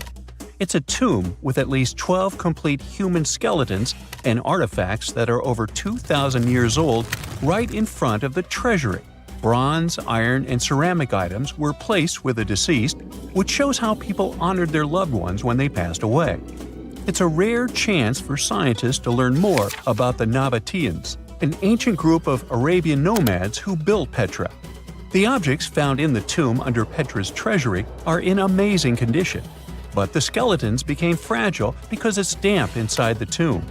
They plan to study the remains and extract DNA to see if the people in the tomb were related.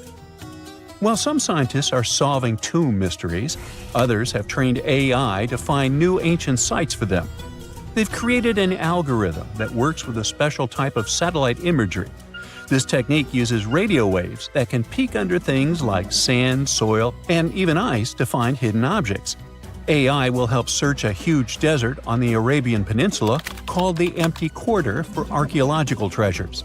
The lead scientists of the experiment trained the algorithm to recognize hidden locations using data from a site they had found before. The new tech can discover buried structures within 20 inches, which is very precise. Another groundbreaking tech, LiDAR, which means light detection and ranging, helped archaeologists reveal new hidden cities all around the world. LiDAR can see big structures beneath layers of vegetation and map even subtle changes in ancient landscapes. They use it to scan large areas from a small plane flying over places that aren't so easy to study from the ground, like dense jungle. In 2024 alone, they found new Maya settlements in southern Mexico, gardens, roads, and rivers in Ecuador's Amazon rainforest, ancient ruins on the Pacific island of Tonga, and the remains of 2 medieval cities along the Silk Road route in Uzbekistan. Maybe some smart technology can also explain what Marge Simpson is doing on Earth in an ancient Egyptian tomb from 3,000 years ago. The drawing, featuring a woman with yellow-colored skin, a blue crown, and a green outfit, is alarmingly like the famous cartoon character. If you don't see a resemblance here, I hope you'll at least enjoy an amazingly well-preserved necklace with amethyst and agate beads. It's from another recent find from Egypt, an ancient tomb with 11 sealed burials near Luxor. Archaeologists also found 2 copper mirrors, one with a lotus-shaped handle and the second with a unique design of the deity of the sky, women, fertility, and love in ancient Egypt. The hair of the figurine was originally made from almost 4,000 mud beads. Another awesome find from 2024 is an ancient Greek shrine with intact burials, a sarcophagus, and plenty of gold inside. They think it was built before the year 300 before the Common Era, and the marble lions, also found inside, were made from the same marble as the Parthenon in Athens. Greece is so full of ancient treasures that the city of Thessaloniki will house around 300,000 of those artifacts in their new subway system. Meanwhile, archaeologists in France have found a monument unlike any other, and they can't figure out what it was used for. It's direct proof that people used to live here between the Neolithic and the early Iron Age periods. The coolest part is a monument made of 3 unique shapes that fit together like puzzle pieces. Some gravel found in the monument could mean there used to be a wooden fence called a palisade. People who built it probably used it for protection or decoration. The team studied the layers of soil around the monument to learn more about its origins. The only tools found so far were sharp flint stones, not the cartoon characters, which were used during the Neolithic period. The next step will be radiocarbon dating to figure out exactly how old the site is. Now, the oldest saddle ever found so far was found in the grave of a woman near the edge of the Taklamakan Desert in northwest China. This saddle is the oldest ever discovered. It was crafted from pieces of leather that were sewn together and stuffed with straw and animal hair to make it soft. Now, normally, things made from natural materials like this don't last very long because they rot or fall apart. But the Taklamakan Desert is so dry that it helped preserve the artifact. The herdswoman who used the saddle was buried in her full riding attire, so this proves that not only men used saddles and took part in herding and traveling. Now let's shift to Guatemala, where an ornate jade mask made by the ancient Maya people was waiting for centuries to be discovered. Scientists use radiocarbon dating to figure out the age of the mask. They believe the mask may represent a Maya storm deity, a powerful figure in their mythology. These kinds of masks were often made to honor Maya royalty, and they were placed in the tombs of kings and queens when they were buried. The king's tomb was also decorated with carvings made using tools crafted from volcanic obsidian. After 15 years of searching, scientists may have finally figured out where the altar stone of Stonehenge comes from. They compared the tiny minerals inside the altar stone with rocks from many places in Wales and England and ruled out lots of spots. Then they found the perfect match with a place in Scotland, more than 466 miles away from Stonehenge. This area might even be Orkney, a group of islands in the far northeast of Scotland where a lot was going on during the Neolithic period. The big question now is how ancient people moved such a massive stone so far. The altar stone is over 16 feet long and weighs more than 6 tons. The new theory is that they might have used boats to carry it across the coastline and rivers. Once it was close to Stonehenge, they theoretically dragged it across the land using wooden sleds, ropes, and a lot of teamwork. Meanwhile, in the north of France, an ancient home popped to the surface during the construction of a new house. It turned out to be a luxury urban house for the elite from the 2nd century of the Common Era. The inside of the house was destroyed by a fire, but under the destroyed layer, there are beautiful, real-size fresco paintings. Turkish archaeologists unearthed the arm and foot bones of elephants that lived around 9 million years ago. They also found fossils of early horses, giraffes, and even saber-toothed cats. They've already identified 43 distinct types of animals from this site and collected more than 4,000 fossils. One more cool find from Turkey is a 64,000-year-old workshop inside Enkaja Cave. It looks like people used it for 24,000 years non-stop. There are some tools inside, like flakes and blades, which were made inside the workshop. In eastern Turkey, a farmer accidentally found a 1,000-square-foot mosaic from the late Roman or early Byzantine period just beneath the dirt. Experts say it's a one-of-a-kind thing from this region and is still in one piece after all this time. The pattern shows dozens of trees, plants, and animals that were found in ancient Turkey. There could be more treasures in the area, so they plan to keep digging. Our final stop will be in Sicily, where archaeologists uncovered a huge ancient thermal complex. Inside, they found 2 rooms with floors covered in colorful mosaic designs, along with a large courtyard surrounded by arched wings. As they kept digging, they discovered more parts of the ancient city. They found new roads and the remains of a huge complex, along with stretches of old stone walls that were part of the city's fortifications. These discoveries are helping scientists imagine what the city might have looked like during ancient times. No one knows for sure whether the bathhouse was built by the Greeks or the Romans.